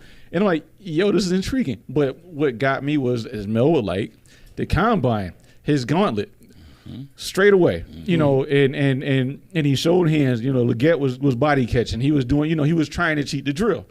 Troy Franklin, which was in Buffalo, I think today, for his visit. Yeah, he was here today. He did the same thing. We talked about how he cheated the drill by running away from the throw, so he had time to track it. But I think for me, more so when I'm doing these drafts, it's like, oh snap, I have this and this available. I'm not holding out for for a certain player, but when I can choose between we'll say Brian Thomas Jr., which I've said once or twice on the show before, and Ladd McConkey, what do I want? Do I want somebody that runs slot most of the time, which is Brian Thomas Jr.? Do I want the guy that runs the route tree, the guy that has more precise routes, the guy that shows he got hands? The guy that can move after the ball. Because what have we been talking about forever? We've been talking about guys who catch the ball, Stephon Diggs, and go down. And Adonai Mitchell catches the ball, makes a move, goes down. Mm-hmm. That works when it's 3rd and 8 and you got the first down, but I want to break one. Right. I want to take one to the crib. Right. So, when I have a choice, I'm saying, I love Xavier Worthy, but I would take McConkey over him. I would take the board. So is it okay if I read what you wrote? Go ahead. Okay, so in response to me saying, what I thought about the type of players he was looking at, he goes, I don't look for the physical freaks. I look for the football players, honestly. I don't care about the 40 times heights or weights and all that stuff. I want to see and all that stuff. I want to see who plays the game the right way. In all caps. Caps, because that's McDermottism. He says, I want a wide receiver who runs great routes and moves after the catch. I want safeties who can oversee the middle of the field and get takeaways. I want my linebackers to be able to defend to defend the run. Excuse my English. Mm-hmm. So I think what I took from that was it is basically the conversation between, as Steve pointed out, the difference between the players that Sean McDermott looks for and players that teams like the Bengals look for, or teams like the Rams look for. These guys that can actually go out here and make plays. And I use the examples of Randy Moss and Travis Kelce. Both of those guys are not guys that did everything well, but they were extremely good at doing two things well. And that's see, the thing is, that's exactly my point. And it didn't seem like it. That's why I was like, let's talk about it on the show, because it was a lot to take. But you're right. The guy that does two things extremely well, but the things that he does extremely well are the things he's supposed to be doing. Mm-hmm. Travis Kelce over the middle. Who's better? Well, according to Sean, he wants guys that can block. Damn, Sean. At tight end. Well, hey, easy now. But what's funny, what we did is, and I was really excited about this. If I can find my stuff here. Yeah. The average, I have averages here. Oh, you went to work. Oh, damn. I don't know what I did here, but let's see. No, you didn't, but it was something that I thought about. I was like, you know what, this is great. The average wide receiver speed was 4.48. That's the average in the league, 4.48. Yep. Average running back, 4.49. So what I did was I was like, okay, who are the great wide receivers? Okay, let me. Jerry Rice. Well, I mean, even right now. Oh, right now. Even right now. Mm-hmm. Devontae Adams. Yep. He ran like a 4.49. You got Cooper Kupp, ran a 4.51. Okay. You got Devontae Adams, which is an anomaly, ran like a 4.44 or something like that. Hold on. So technically, those are previous generation guys. Let's look at all the current existing studs of the league, right? Because Cooper Kupp ain't a stud no more. Okay, Puka Nacua is a guy on that team. He's 4.62. Puka? Yeah. Okay. I'm looking at your Jamar Chases of the world, your Justin Jeffersons of the world. Justin Jefferson is 4.48. Okay. But my point is, what did Chase run? Huh? What did Chase run? I ain't saying that. No, Chase ran 4.34. Okay. So, I mean, no, what I did was I actually looked at this year, 2023, the top receivers based on whatever this is. I don't even know what I did. You're going to have my man CeeDee Lamb. CeeDee Lamb ran a 4.51. Amon-Ra with a 4.5. Yep. They're slow guys. But the thing is, when you go by the combine, when people get enamored with the 40 time, how often do you hit top speed? Yeah. I mean, the thing is, how fast can you get to that top speed, and how often it's beautiful when you're in open space. But James Cook, he ran a 4.42. He's not hitting a 4.42 on the field because it's just not possible unless he gets a breakaway. Right, but and I get that, but I think in the context of what the Bills need at wide receiver, guys like Zay Flowers who have great separation, guys like Curtis Samuel who have great separation, all of that plays into the way that Josh Allen plays football. Well, the separation is different than 40 time. That's nuanced too. That's how you set up your routes. That's how you and that goes to me saying running routes. The route runner like Stephon Diggs, he ran a 4.45. He's not really a blazer, but he gets open at will. Yep. And that's where somebody like Adonai Mitchell or somebody like that, and Mac Hollins, which I can't believe I'm saying this, but I watched and I'm objective. The way he drops his hip and gets around, cornerbacks don't expect somebody his size to be able to do that. Who's it? Mac Hollins. Mac Hollins. Okay. I mean, Curtis Samuel. I saw a lot of Curtis Samuel. I'm excited. I'm excited to see what he does. I really am. 1,000 yards for the season. I don't know. Because they like to spread it around. They love Dalton Kincaid. They love Dawson Knox. They love James Cook. So by virtue of that, he might be warranting 1,000, but I don't think he's going to get it because they spread it all around. I think Brady's going to want to justify getting him here, and I think Brady is a big reason. For sure, he knows him from Carolina. They're going to throw more than they did previously. So I think they're going to air it out. Yeah, we'll see. They're going to let Josh be Josh and slang it. So I'm expecting, like I said, if he's in that number 2 role and he's out there, like now he's not subbing in, or sometimes he's the 2, sometimes if he's dedicated, going to be like the 2 on this squad, I could definitely see him getting it. Because I think Josh is getting 5,000 this year. Well, I said that. I did say that. You said that? I said that in the show. I said there's no reason why you shouldn't. Because the institution of James Cook and in the receiving plays, the institution of all these guys that we have.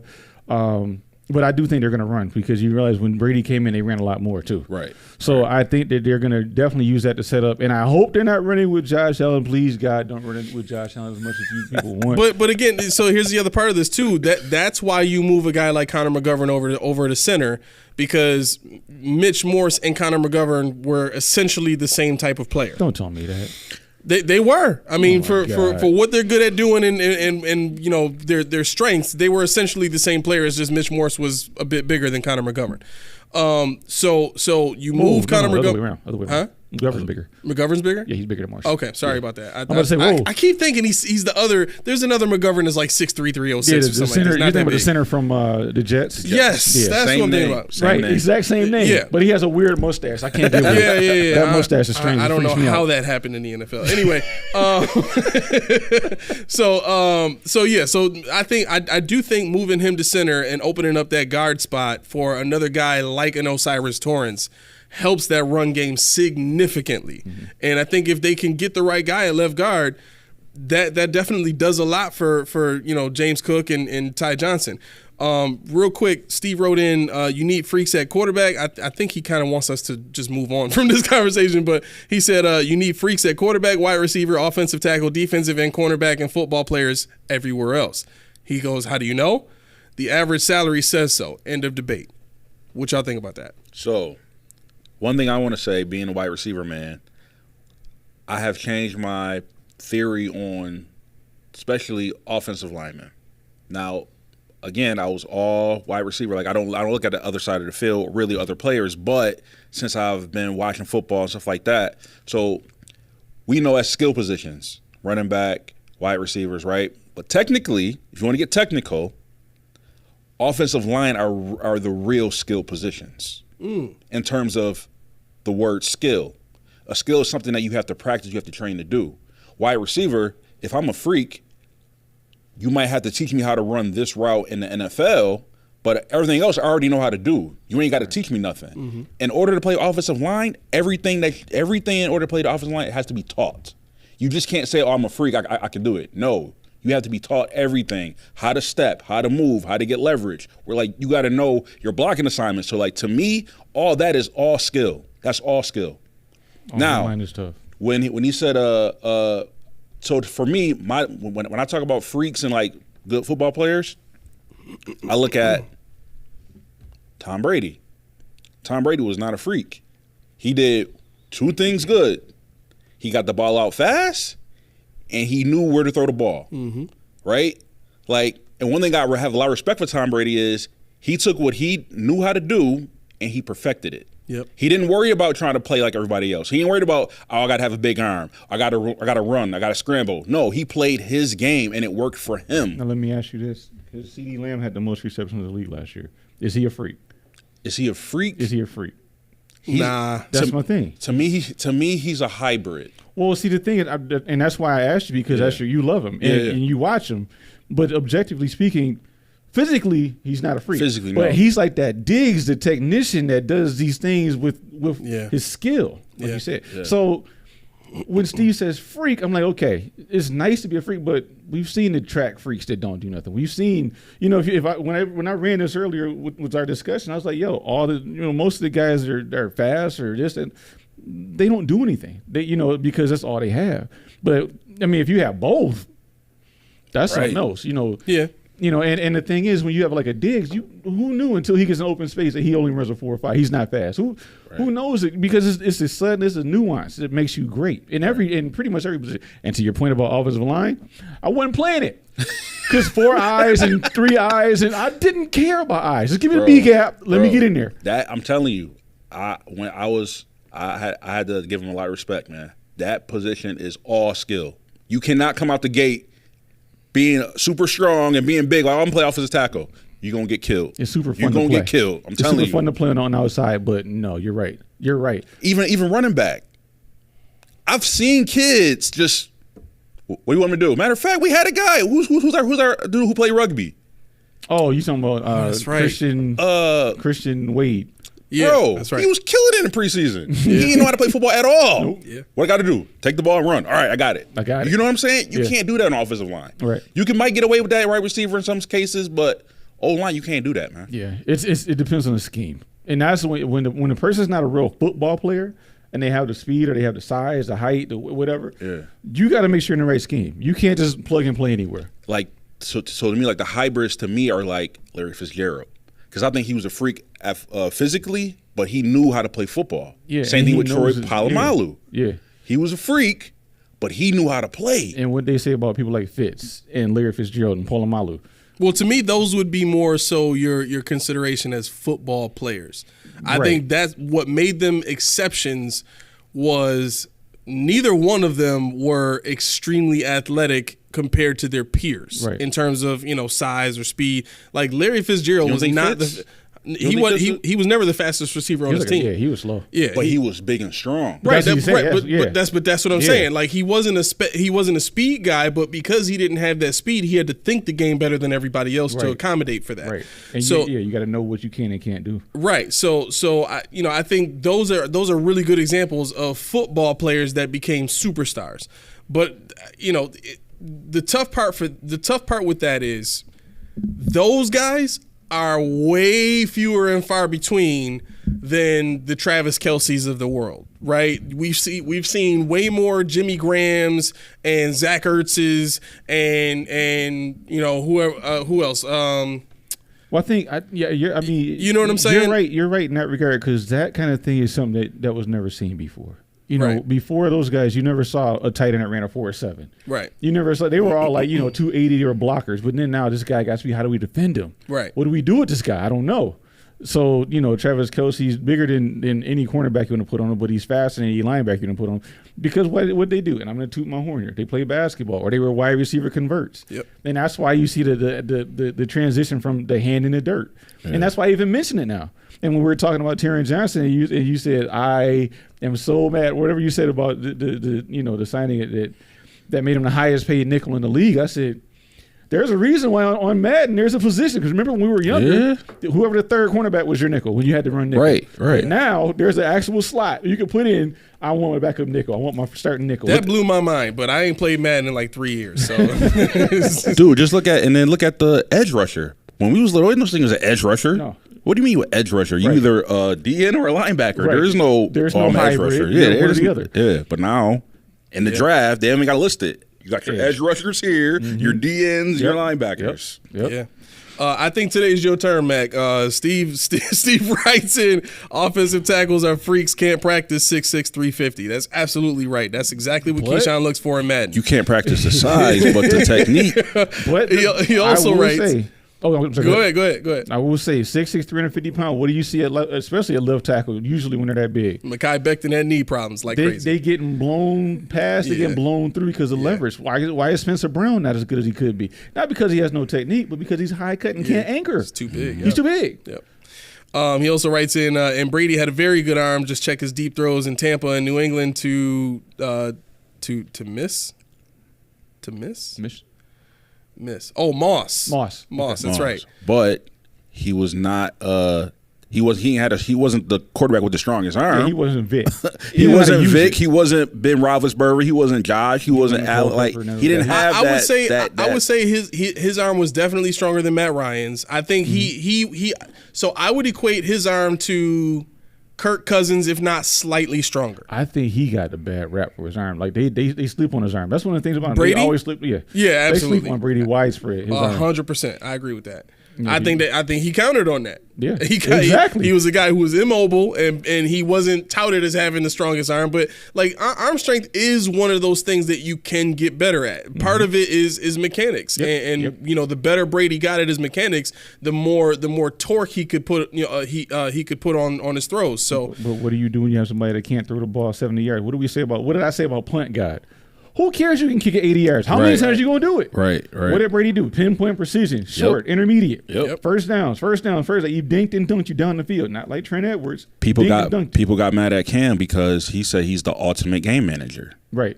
He said he was the best game manager he'd ever seen. And people took offense to that, saying, "Oh, he wasn't a game manager." But you look at his game; that's how he played it. That's how he played it. Yeah, 100%. He wasn't going for the big ball. He was going for, this and then, lead to the next thing. He was always thinking about the next play.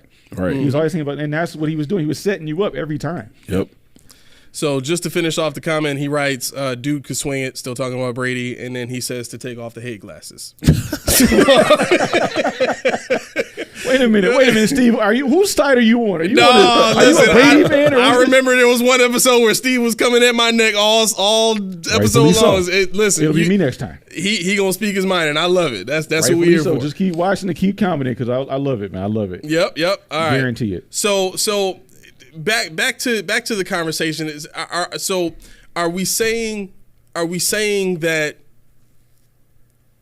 the football player, I don't know, I guess what would you consider to be more desirable? Because you're saying you want the football player. I'm saying I want the playmaker. I don't think the Bills have had enough playmakers in the history of the franchise, let alone Can they be the same though? recently.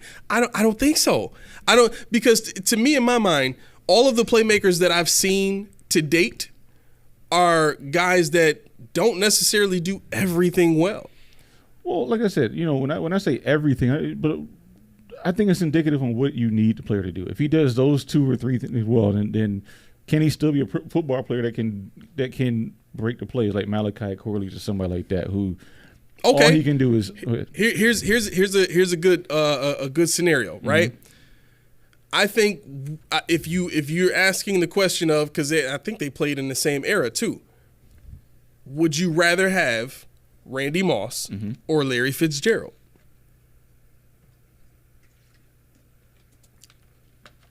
Why did it get eerily silent? It got eerily silent. I have to pick one? You have to pick one. I mean, and the other one. What do I got on the other side? Doesn't matter. You have to pick solely between. This is where I have an issue. Randy Moss to me is a football player. Really? Yeah, and that's the thing. But he didn't run a ton of routes. You don't have to. But I'm saying that the things that his team required him to do, he could do it. He was a possession guy. That's okay, but that doesn't fit the. Because this is why Randy Moss, list of what you put into what a football player is. Randy Moss was a possession guy, so you thought about Randy Moss as just being speed. But how often did Randy Moss catch the ball short for a first down, go down? How often did he come over the middle? How often he didn't always run the streaks. He didn't always run that 4.28 speed he had. He went up over guys. He went up and through guys. He had big clutch catches that if you're saying a playmaker, which he was, he fits both molds, and it's weird to me because he's an anomaly. Calvin Johnson too, he's an anomaly. To me, Calvin Johnson was a freak. Oh, he was a freak to you? He was a freak. He's a freak to me. So to me, my freaks would be Calvin Johnson, Rob Gronkowski, Derrick Henry. Right? To me, they are real. They have a physical attribute that cannot be copied. Like they're like generational freaks. Right? However, to me, I think Larry Fitzgerald had a little bit. To me, he's both to me because he was jumping over everybody. Yeah. Like he had them big plays, or kind of like, or I put it this way, to me, Odell Beckham, he's not a football player. He's a playmaker. He's gonna make those big plays, those spectacular plays, but those regular football plays, I don't see those out of Odell Beckham. The older one, but when he first came in, remember he was doing them crazy catches. Like he was a playmaker. Yeah. I don't know. I think. For me, if you had to offer Randy Moss or Larry Fitzgerald, that's just tough to me because Fitzgerald was the football player. We know that, but Randy Moss to me, the reason why he was great was because he was a playmaker in a football player's body. I just thought he could do everything, and that's how I always viewed him. So for me, that's why I won't say the greatest ever, but why he's up there. Because, you had the guys like we said last time, a football player, a track star that's trying to play football versus a football player that can run track. And to me, he was a football player that can run track. Okay. That's how I looked at him. I think I see it like this. It would be, I'll give you a different example. It would be the conversation between Aaron Schobel and Khalil Mack. To me, Aaron Schobel is what you would call a football player. He did everything well. And he slowly became a name in the league. See, and that's another one I'd say was a football player. So the reason why I say he's a football player is because he played outside linebacker. He played defensive end. He didn't get pulled off the field on run stuffing downs. He didn't. He has interceptions. He has tackles. He has fumbles for it. So when you can do this amount of things as a star, as a freak, then that puts you in that bucket of being a football player. Because if you're looking at like a Randy Gregory or somebody like that gets on the field to rush the passer and then get back in your cage. Right. That's the freak to me. But the guy that can get out there and play 3 downs, and how many linebackers even play 3 downs anymore? To me, you hand in the dirt, stand up, wherever. I don't know. Where would you put Aaron Donald? I was thinking Aaron Donald in my head. Where'd you put He's him? a freak. You put He's him got as to a be a freak? freak. He's got to be. He's got to be. He's got to be a freak. I'm about to piss Steve off right now. No. So gonna transfer energy. let me take this. Let me see if this is gonna work. So Steve writes in, Mahomes and Josh are both freaks and football players. Same goes for Ray Lewis, Calvin Johnson, Bo Jackson, Deion Sanders. You can be both. I would contend, sir, that Josh Allen is not a football player. He cannot throw with anticipation, which is something quarterbacks need to be able to do to be a complete quarterback. He is a spot thrower, and he is a thrower of the football. I would contend, I would agree that Mahomes is both. And I do think that it is very rare to find both. I think Calvin Johnson is another one that was both. A big guy, and obviously Calvin Johnson was drafted first overall, but guys like that are literally a dime. I'm not a dime a dozen. They're one in a million, and that's why the Bills need to be on the lookout for guys that they can get that have the potential to turn into that. So far, they've only had eyes on a guy like that in Josh Allen. Every other player that they've drafted, signed, whatever, has been a football player. I think they thought Rousseau was a freak. I don't know why. I don't know why. I think they thought because of the combine. Because of his size. Yeah. size. Yeah. Like his arm span, like he's grew. Like, oh man, But this see, that's guy's the thing. It's like, yo, did you not watch this film? You guys did. We talked about it, but what did you get? What did you glean from that to make him a freak? He's a football player. Ed Oliver. What did you glean from that to make him a freak? He's out of position. He's he's doing well, but he's what, 6 feet, 6'1", 275, 280. Yep. He ran a 4.7. Wow, I wonder what else he could do at that size. They thought they had Aaron Donald. I don't know why, but that was ridiculous. I think, and this is the one thing, the clip they kept showing of Oliver in college taking on the double team. Right. Like, what defensive tackle hasn't done that in college? Then he gets here and you get mad at him because he does it. He sucks. He's not worth. Like, yo, what did you think he was going to do? Right. Did you not watch the film? Oh my gosh. Good Lord. All right. There was one more thing I wanted to get into. So Lindsay writes in, instincts equals freak football players. So are you saying that freak plus instincts equals? I don't know. I'm sorry. I agree because she agrees with me. I don't know. It sounds like she does. I mean, I guess when you put it like that. So I think what she's saying is when you got instincts, like again, Troy Polamalu, certain things you don't have to coach. It's just he knows what you're gonna do. You know what I'm saying? Like he knows. All right, the play's coming this way, or the play's coming. Like he knows. He can feel it. He got them instincts. He knows what's coming. Like you don't have to say, "Hey, Troy, they're running up." Shut up. So I'm watching the quarterback and I know what he's gonna do. Yeah. Okay, so she's saying that's what turns freaks into freak football players at that really elite, like the Calvin Johnsons and okay, that makes sense. So let me ask Steve. I don't know how much Steve is into football. You can respond. Just do you know anything about what's the guy's name from Minnesota? Nubins, the safety out of Minnesota versus Cam Kinchens. Which one would you prefer?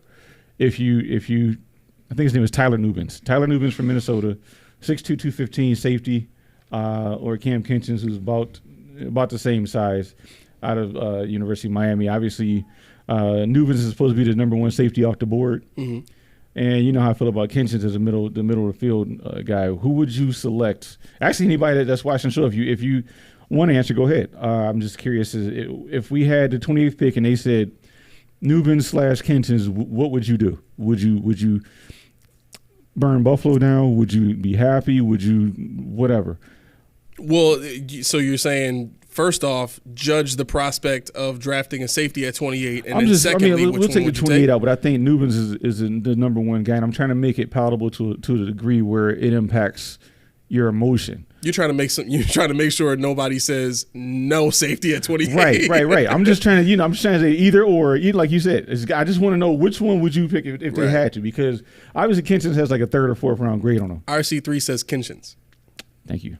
I'm the same. Okay. I'm the same. I still like Kinchens, and the reason why is because when you guys are talking about Troy Polamalu, I don't know what he ran at the combine, or what his accurate 40 time is, but Kensing's ran a 4.65. On tape, he looks faster than That's- 4.6. that- I and just that's think the he ran a thing. bad 40. I think, and see, that's the thing.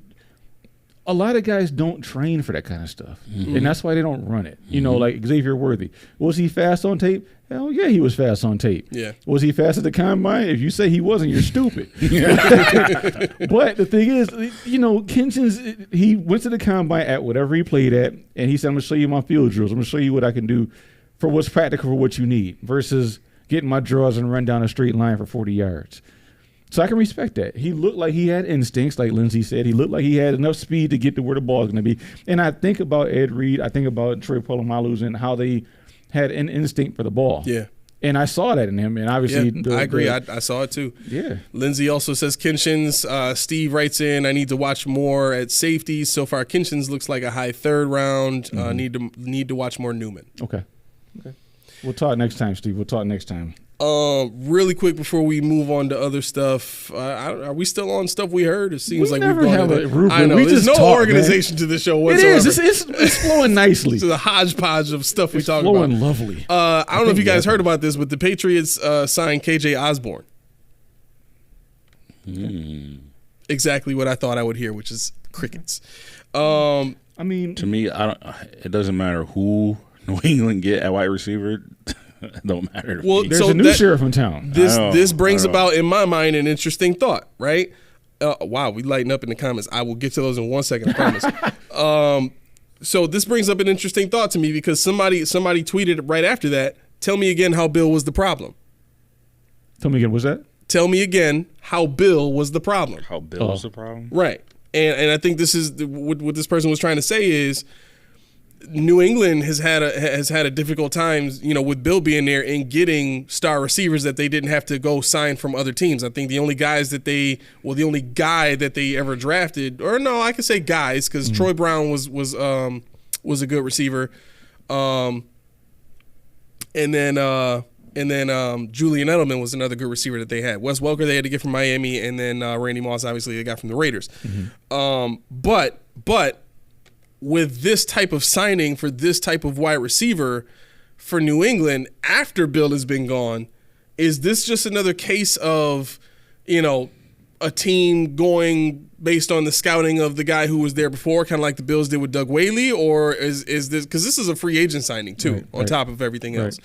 But I don't see it as he's not the number one. Like to me, it's just a depth signing. Well, do they even have that's the thing. Do they have a number one at this point? Well, what is the guy they signed? Bourne. Yeah, that's their number one, isn't it? Yeah, Who? Bourne. Kendrick Bourne? Kendrick Bourne is technically he'll be the number one on their team right now.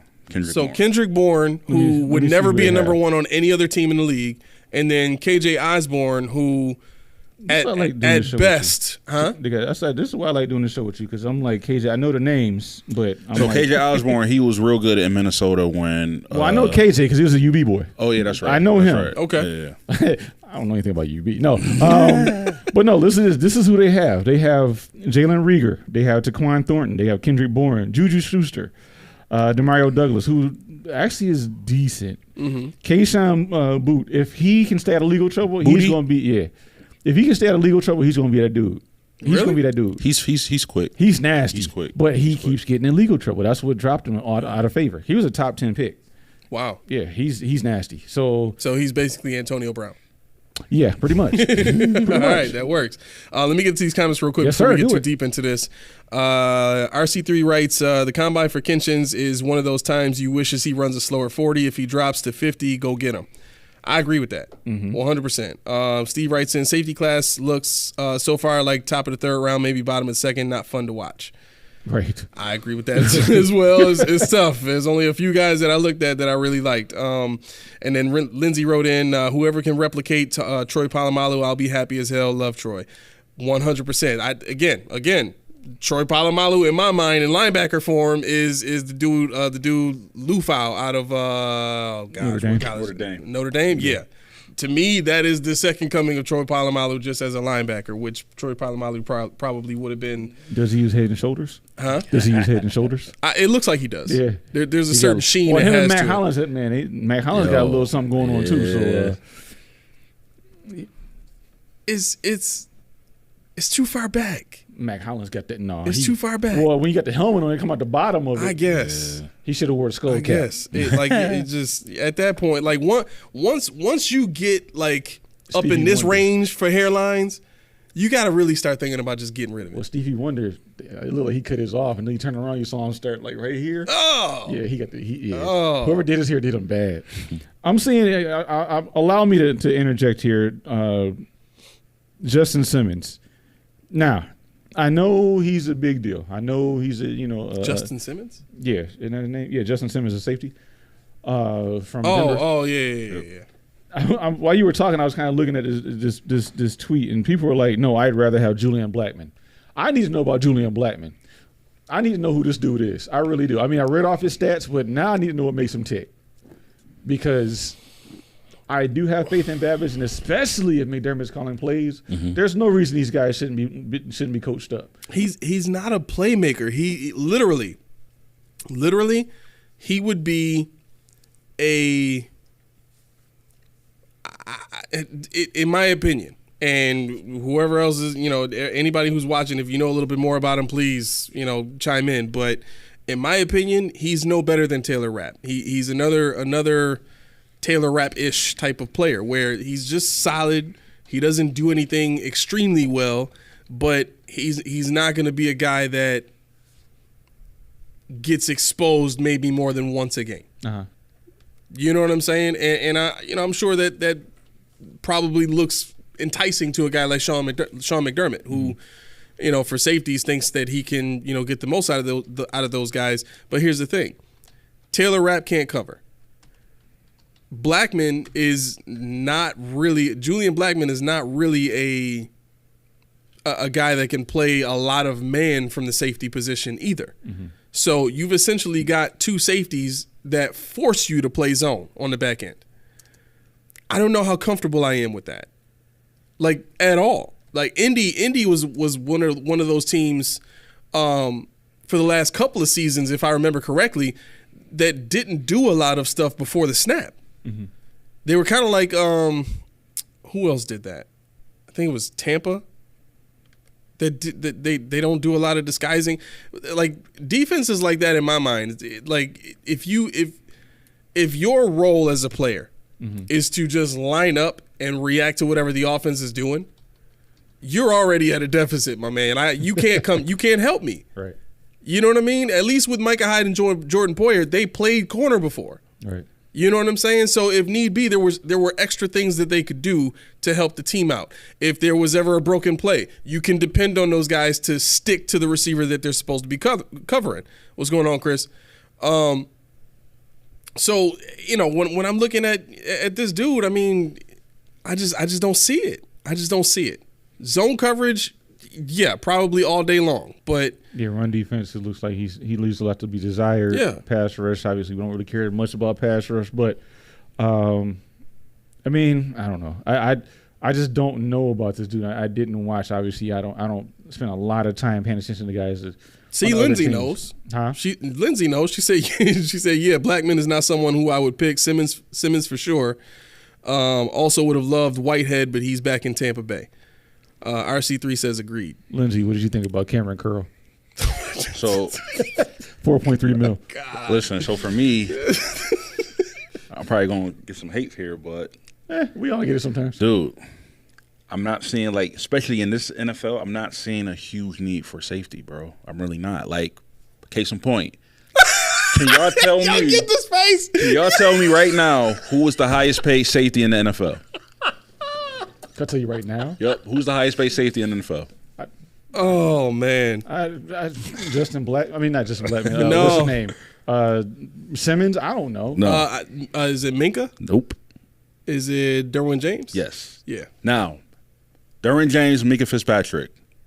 We just whoop Minka when, like, bro, like. You ain't talking about that 98-yard catch by Gabe. Bro, I'm saying. I promise the guy you bring it up. I'm saying. turning your mic off. So, to me. He was hurt. Should I hit the button? to me, like, there is no more Palomalus, Ed Reed. Like, those safeties are gone. But let me ask you this. This is I get to do it. Let me ask you. I contend this. Why do you think a lot of teams are going to the 2-high shell now? Because they need them safeties to be back there and do their job. But I think they're making it easier for safeties, though. All they're doing is playing back. They're not really. There's not a lot that they got to do now. Back up. Well, okay, and I get what you're saying, and part of it is the defensive coordinators in the NFL. That's their adjustment to the Tyreek Hills of the world, right? That's how they stop the big 60-yard passes from happening on a consistent basis. They just keep everything in front of them. I do think what Sean McDermott has done with his safeties in this defense has been something that's a little bit ahead of what the league does. And it sucks to say it this way, but it's part of the reason the Bills have had the success that they've had against the Chiefs in the season, compared to other teams that don't seem to be able to beat them in the regular season. Now in the playoffs, obviously it's a little different. But if you look at what the Cincinnati Bengals did with their safeties, the year that they beat the Chiefs in Kansas City, Jesse Bates and who's their other safety? They had two good safeties that year, and they did a lot of disguising. So I think, to a degree, if you have safeties that you can do it with, definitely it's a benefit. But you might be right in terms of, and here's the other part to that too. I don't think there are as many talented safeties in the league as there used to be years and years ago. Right. I think, to me, by them running the 2-shell, everybody's getting help now. Yeah. So the safety's never going one-on-one. He's always helping out the cornerback. So nobody's on that island by themselves anymore. Well, I think that's the point. If you didn't do the 2-high shell, which is predicated on your safeties and their ability to help out and bracket, you really are relying on your cornerbacks. And for me, the 2-high shell is saying that there's more emphasis on safety than there is on cornerback almost at this point, because with the 2-high shell, you're just trying to make sure that you got, your safeties keeping everything in front of them. Whereas the cornerbacks are trying to cover, but in a 2-high shell, to me, the safety is the most important player, because if they don't do their job, right, Gabe Davis all day long. But I could put a whole bunch of safeties back there and they could do the same thing. Like, nobody does it more better than the next person, like the next man. Like, for example, all right, so, matter of fact, I'm reading you the top 10 right now. Tell me the big difference. Derwin James, Fitzpatrick, Antoine Winfield Jr., Jesse Bates, Harrison Smith, Justin Simmons, Budda Baker, Kyle Duggar, Grant Dolpit. Well, wait, what was the question on those names? What's the difference between them? What's the biggest difference between those 10? And the rest of the league? Pretty much. Well, let's put it like this: Cam Lewis and Taylor Rapp don't crack that list. I don't want to see how much safeties means to the Bills with those two back there. I don't want to see a world. Yeah. And here's another thing: best pass defense. What was that? Baltimore? It ain't the Chargers. No. Yeah, but the Chargers haven't had corners to save their life for years and years and years. It ain't the Falcons. Well, my point. It ain't the Vikings. So okay, so you gotta. One of the things that I think Sean is banking on this year is the corners that he has on his team. Right, Trey White coming back from the injury that he did wasn't the same player. To me, that's kind of a deficiency that Sean looks at and says, I got to find a way to compensate for that, right? So you have Trey White on one side, you got Christian Benford on the other in his second year. In year 3 for Benford and 3 for Elam, and then you got Rasul Douglas on the other side. I think this might be the strongest cornerback room that we've had ever, right? And I'm including Levi Wallace, Trey White seasons. You know what I'm saying? But just from a talent and skill level standpoint, I think this is the best cornerback room that we've had since Sean has been here. Now, what having good corners does for you,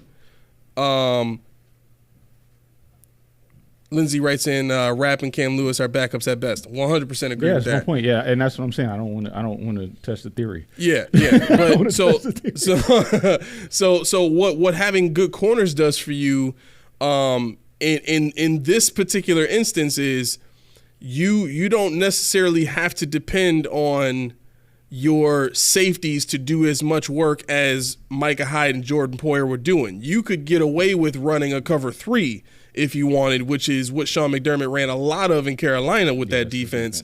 And I think if he's able to do that with what?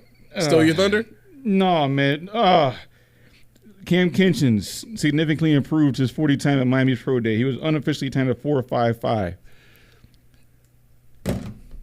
So he might go higher. He's gone. He's gone, baby. Ain't no more. Keyshawn is butthurt. I'm devastated. But yeah, I think that's part of the reason for moves like this. Maybe he's moving away from the type of safeties that he had before and moving into something that he does a little bit more of.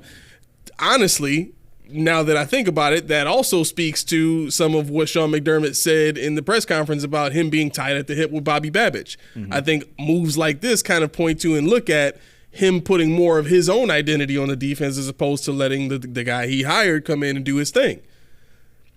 That's not necessarily to say that I know for sure that Babbage wouldn't want to run a cover 3, but knowing Sean and knowing what he's done in the past with these types of moves, in terms of systems or things that he's putting in place, it's a little you get your phone and get the flashlight. It's a little blue clip on the inside there that'll let you take that out.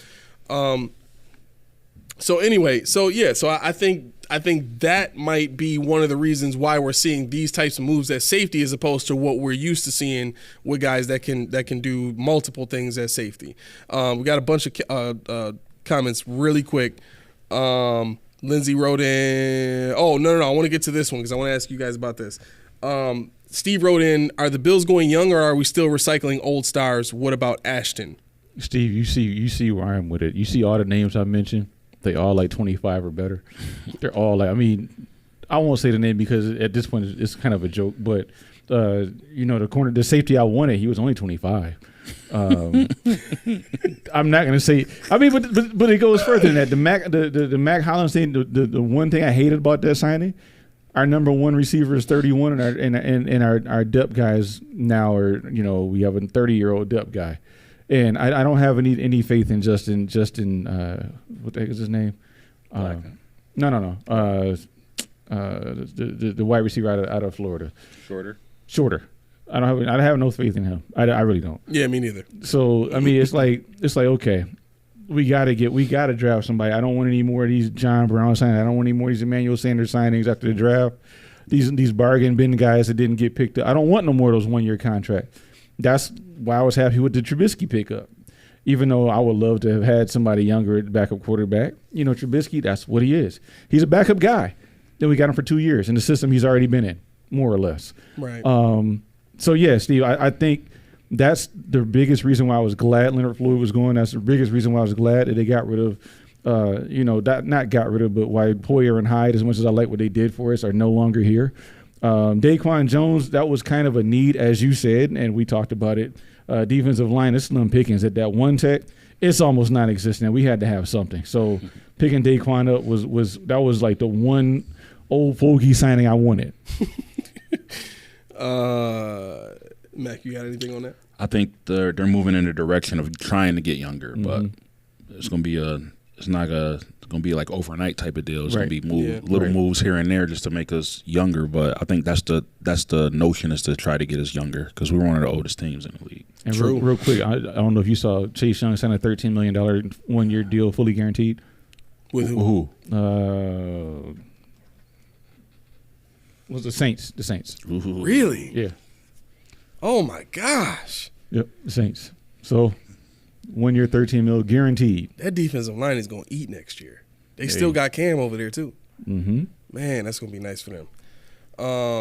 Okay, so real quick, Lindsay wrote in, we saw Rapp and Cam Lewis are backups at best, and then Lindsay says, but I totally agree to move on from Poyer and Hyde, as do I.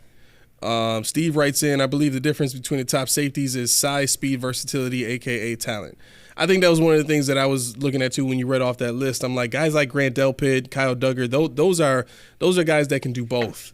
Cover and play well against the run. Those are bigger safeties. Both. I think Duggar is 6'2", 220 or something like that, and Delpit is 6'3", 215, 220, somewhere around there.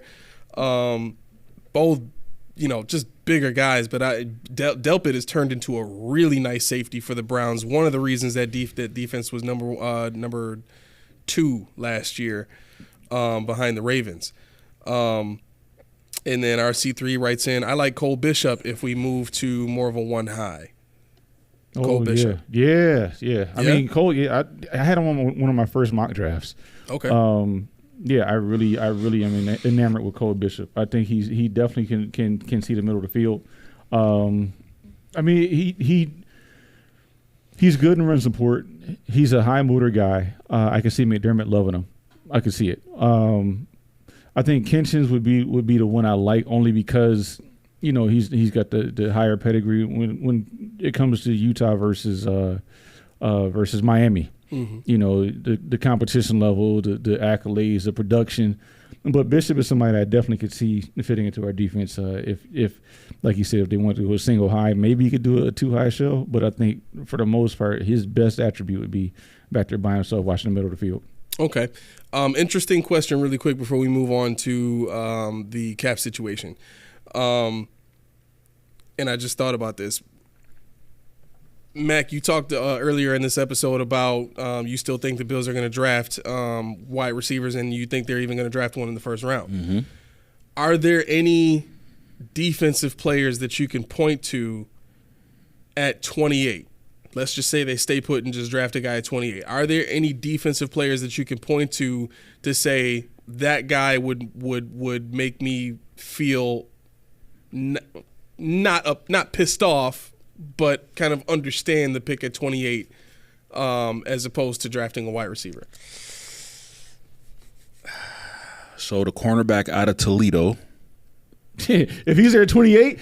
Dude, who? I'll take him in a heartbeat. If he was Quentin Mitchell, Kool-Aid, like some of those cornerbacks that are pretty good. I wouldn't mind Cooper. You just want to say Kool-Aid for the next 4 years. I want Kool-Aid in Buffalo. Kool-Aid, of course. But those guys, and I was asking, what about Chop Robinson?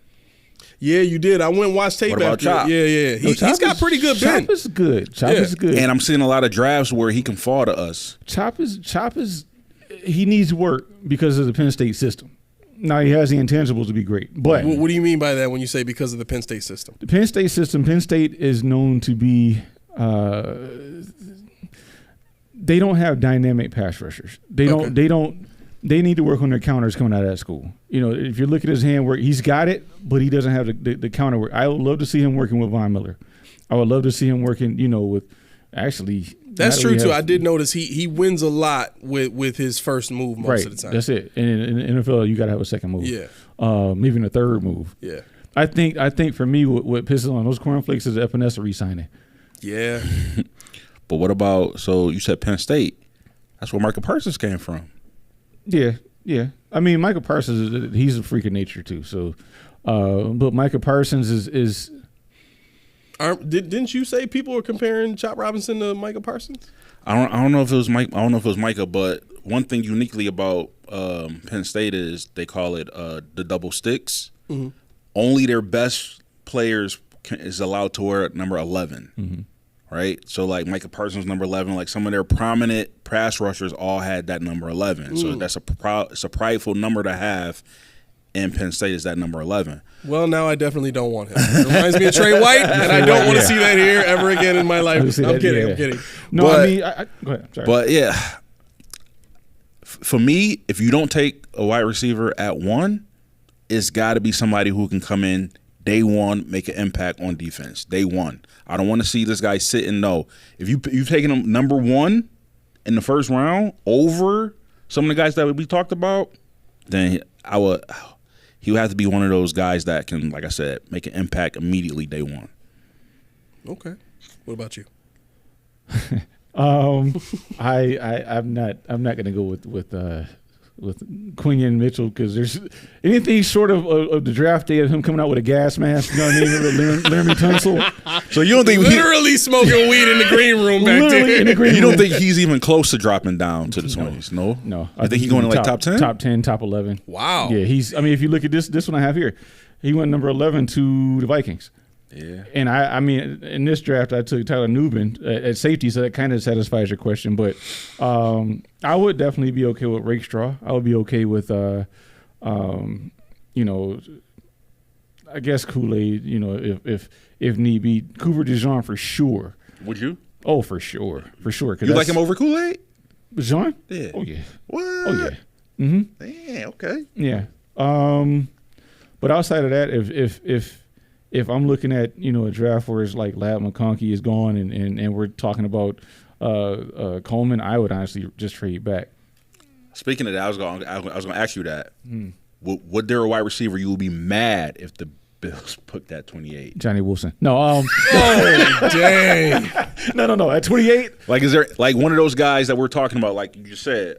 Yeah, I'd be. Would you be mad if it took Keon Coleman? I'd be mad if it took Coleman at 28. Yeah. I'd be mad. I'd be livid. It would be another one of those Marcel Darius, another one of those Aaron Maven kind of deals. Even if like all of our guys are off the board, I'd be livid. No, I would trade back. So you want him to trade back then? I would, if one of these guys doesn't make sense, I don't want to reach. And for me, like you said, you don't want your first round draft pick to be sitting on the bench. And Coleman's definitely going to sit on. I don't care about all that garbage about I want to catch the balls from Josh. Everybody said that. Well, my point is, he specifically said Josh. He didn't say Mahomes because he knows he's not going to. He knows Kansas City's not happening. He knows it. So the thing is this: when you have top 2 quarterbacks, of course you're going to say that. Leggett said it too, and somebody else said something about Josh. But that's what happens when you're Josh Allen, when you're Herbert, or when you're whatever. And who knows what else he said that we didn't hear because. Right. They're going to pick and choose in the Buffalo market. We're going to hear, oh, yeah, they want to play with Josh. But I want to play with C.J. Stroud. I want to go play with – Right. But that goes the opposite of what we said about Geno Smith. They talk. Yeah. How's his character? He cool. The answer, was he an asshole? No. He talked. Right. So, I mean, I take it at face value, but for what it's worth, if you're talking about Keon Coleman in Buffalo – you're looking at upgraded Kelvin Benjamin right now. Yep. I was gonna say the same thing. I hope Keon Coleman. I'm rooting for him, man. Whoever he go, I hope he prove everybody wrong. Because everybody's saying the knock on him is they're saying that he's not worthy of a first round pick right now. They're saying there's so much more people you can get that he might be a second round, even a third rounder. Steal for, but I think he has first round potential, but I think he needs to go to the right team for you to see it. I think he could slide into Dalton Kincaid kind of situation. Really? Not that he's that good, but what I'm saying is that pass catching, big body possession guy. Because he's in our system. The reason why I'd be livid is because one, he doesn't have any pass route nuance. So this kind of flies in the face of what we were talking about earlier. But he doesn't have the pass rush nuance. The pass route nuance. He doesn't have the breakaway speed. And if we're talking about if I want to go to an air raid kind of offense, he's not going to work in that system because he just doesn't have the wiggle. He doesn't have anything that I need. He doesn't have the rack ability. He's going to catch the ball and be a good Gabe Davis kind of player. So he'll be an upgraded Gabe Davis. I mean, if you're looking at that, and I don't think they're looking to have. I mean, evident by what they did with Gabe when they had him. The last 5 of the last however many games he didn't even have a target. They don't want that. They want somebody that at very least Lab McConkey. They want somebody Brian Thomas. They want somebody who can win in the slot. Somebody they can play around with. And Florida State did use Coleman in the slot, but it's because he was so big. For in the ACC, a 6'4", 230-pound wide receiver is going to do whatever he wants. And I'm not even being funny about Johnny Wilson, but who's guarding a guy that's 6'7", 230? Right. Who's doing that? Right. There's 2 teams that I think I could point to and say they could take Keon Coleman and make him into something. KC. Eagles? Yeah, I think okay. I'll say KC because I just trust Andy Reid that much. I think he could do it with Yeah, anybody. Mahomes. I mean, Mahomes are running a 4-4. in all honesty, and Steve, I'm gonna get to your comment in a second. I think I'm drafting Hollywood Brown on my fantasy team this season. Are you? 100%. Yeah. Oh, he's in Kansas City, right? Yeah. Oh, duh. But with everything that they did with Tyreek Hill, how could they not do the same exact thing with Hollywood Brown? Tyreek Hill's routes weren't complicated at all. Right. He could run them though. That's the thing. I've seen him run concepts that I just never seen Hollywood Brown run. He might be able to. I just never saw him. The only thing about Hollywood Brown is I think he's going to be injury prone.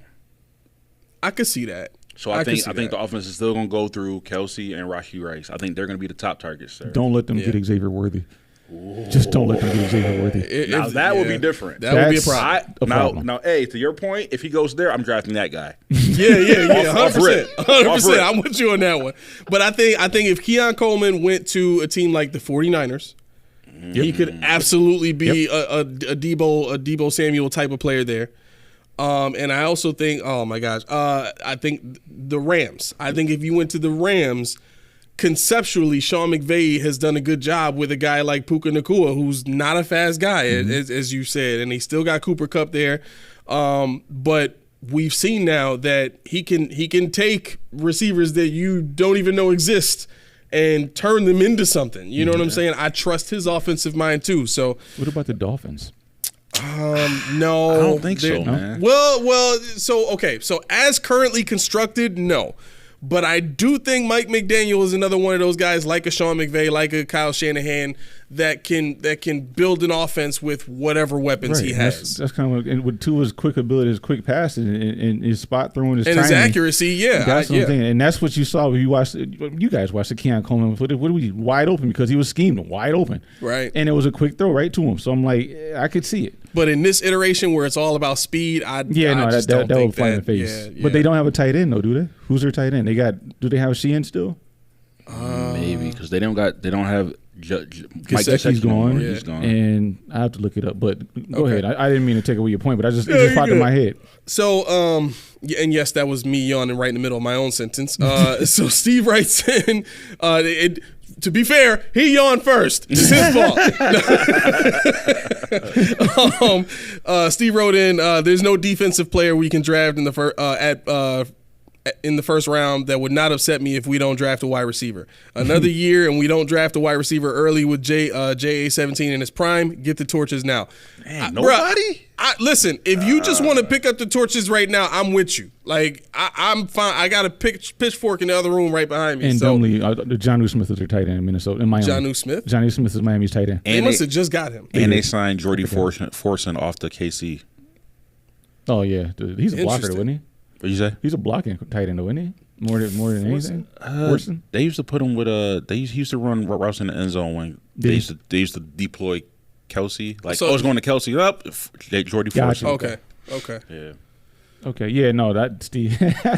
Ain't no way, no how. He said nobody. Is there anybody for you, A? That you be okay with? A defensive guy, first round. I mean, to be honest, no, because of how weak this and here's the other thing too. It's not like the defensive players in this draft are like the top end of the defensive players in this draft are like really, really, really good. You know what I'm saying? It's just those are the best of what's there. You know what I'm saying? Yeah. So with this being an already weak defensive draft, and now I'm foregoing drafting what is supposed to be an elite offensive draft, and I'm drafting somebody defensive from what's supposed to be an offensive draft. To me, that's just that's short-sighted. I don't think I could be happy knowing that they either like you said last year weren't prepared at the pick to draft an offensive guy, whether it be an offensive lineman or there's got to be something else you can get at that pick. If not, just trade back and get out of the way. Yeah, you know what I'm saying? So now the other point to that is we know it's heavy in wide receiver. Mm-hmm. Like you said, it's not heavy in defensive. So would you rather get the best defensive guy you can get because he's in that level, and then focus on a wide receiver second and third because you know they're gonna be there. Well, see, my thing is this: like you know you're gonna be there. You're right, because there's more of them. You're right, and that's exactly that's the part that pisses me off. Is I know you're right because that's exactly what the Bills are gonna do. That's what they're doing now. But I don't want them to do that. I'm like Steve, like, yo, go get me elite players. Period. Get me the best talent you can get me, and stop playing with my emotions on Sundays. So I think I kind of see your point now when you said what you said. So basically, we know there's a bunch of wide receivers, right? Mm-hmm. But we don't want the bunch of receivers. We want the wide receiver. Yes. We want the guy. Even though there's plenty of room back in the back, we want this guy because this guy, not only because guess what? We know it's deep in wide receivers, but this guy is better than all those guys behind him. Right. And we can have him. That's why I said that about Samuels. Samuels, to me, it means we're not trading up. So we're not going to trade up for the wide receiver. That's what that means to me. But he's a 2. Huh? He's a 2. I know. But they're not going to trade up for a wide. Not far enough to make it matter. Because you're talking about, I keep saying this, Brian Thomas Jr. is like 2021. You're looking at, obviously, Neighbors, no. Dunze, no. Harrison Jr., no. So you're still in the same range. I've seen Adonai even go as high as 18 in one of these drafts. Really? Yeah, I was like, since when? Since when? So what we need is somebody to fall in their 40 time at the pro day or something to happen. Yeah. Because or we trade up like we did for Tremaine Edmonds. Yeah. I mean, well, that wasn't a huge trade though, was it? Because they traded up. They more didn't have so. another first round pick after Josh Allen. Well, they traded up more so for Josh, and Tremaine was like what they trade up 2 picks for Tremaine? I think they traded up 2 picks for him, but the Josh was the cataclysmic one. But yeah, that RC3 doesn't think they're moving up in the first either. That one kind of worked out though. What's that? The Josh one. Oh, for sure. Yeah. Even though I wanted Josh Rosen, I don't care. Blame me. I was one of them. I was him. Anyway, I was the only one, by the way, who wanted Josh Allen. I sadly wanted Sam Darnold. I wanted Lamar Jackson. Only you know what? With full disclosure, I wanted Lamar first because I thought before all the trading crap happened, I thought we were going to stay tight. I knew he was going to be there. Right. I said, right. And then after that, I was like, what the hell, Mason Rudolph. Hey, Mason Rudolph, let's do it. Yeah, I remember you talking about him too. I was cool with that too, and obviously he's not a starter, but he would have been a good backup for it still. Yeah. Obviously Josh is better, but no. To add to it, what about what's his name? Johnson. Oh man, I forgot his name. Powers Johnson, Jackson Powers Johnson, out of Oregon, the center. I would take him at 28 if he made it to 28. Would you take him at 28? They have a center. They have a center. Like McGovern is going to be the starter. I would take. But would you would you rather get a beefy center and keep McGovern where he's at because our offensive line was one of the best last year as far as the Bills stand for it because it was the same 5 we had all season. I think wherever you put McGovern, you're screwed because he was a weak link on the offensive line last year. Which is why he's best served as safety. I'm sorry, as center. Right. Get him way off the offense in general. So you rather have him in the middle just... Well, because his responsibilities in the run game would be way different, right? He you know what I'm saying? He'd be the wham guy. He'd be the pull guy. At least Josh can run away from that tackle. So is he like the guy for like the centers and offensive line? Like he's the guy? He's the guy. Yeah, he's the guy. Then after that, you got the guy that Georgia Van Pran in the 2nd or 3rd round. Would that if it's not a skill player? Well, skill player. As far as people say, skill players. Would that upset you if it's an offensive line instead of an offensive talent? If it's a guard that fills that gaping hole that we have there at left guard, I'll be okay with that because what that's telling me is they're finally investing in the very thing that they should have been investing in day one when Sean was hired. We didn't have an offensive line then. We haven't had an offensive line this whole entire time. And if they do that, it's showing me they finally get what it takes to have a good offense. If you want to have a balanced offense, you need to be able to run the ball. You have to have an offensive line to do that. That takes the pressure off of Josh. That also gives Josh extra time where he doesn't have to save his linemen from giving up sacks by staying in the pocket and trusting his offensive line. When he did that at the beginning of the season last year, he sucked ass. After that, when he started playing Josh Allen style football, he played much better. So, I think that I would be okay with for that reason. Really quick, Steve writes in that drafting a defensive guy instead of a wide receiver this year is like buying the best shoe at Payless when you can get a top 10 Italian suit at the same price. Yo, Payless was the truth, man. I put it like this. I would take a 20 over 10 twos any day. Does anybody remember Pickway? It just looks better. Right? Pickway is a pick man. Pickway. You went to Payless, you had money. Pickway was Woolworth, you could go and get some shoes. Remember Woolworth? Wow. But the string. Buffalo stores. Anyway. Off the string. I was looking at this while we're there. Go ahead. I was just trying to figure out if JPJ, as they call him, Jackson Powers Johnson, can play guard. I mean, I'm trying to find if he can play guard. Then I would be happy with that. So for real, RC3 writes in, there's so much wide receiver talent in this draft.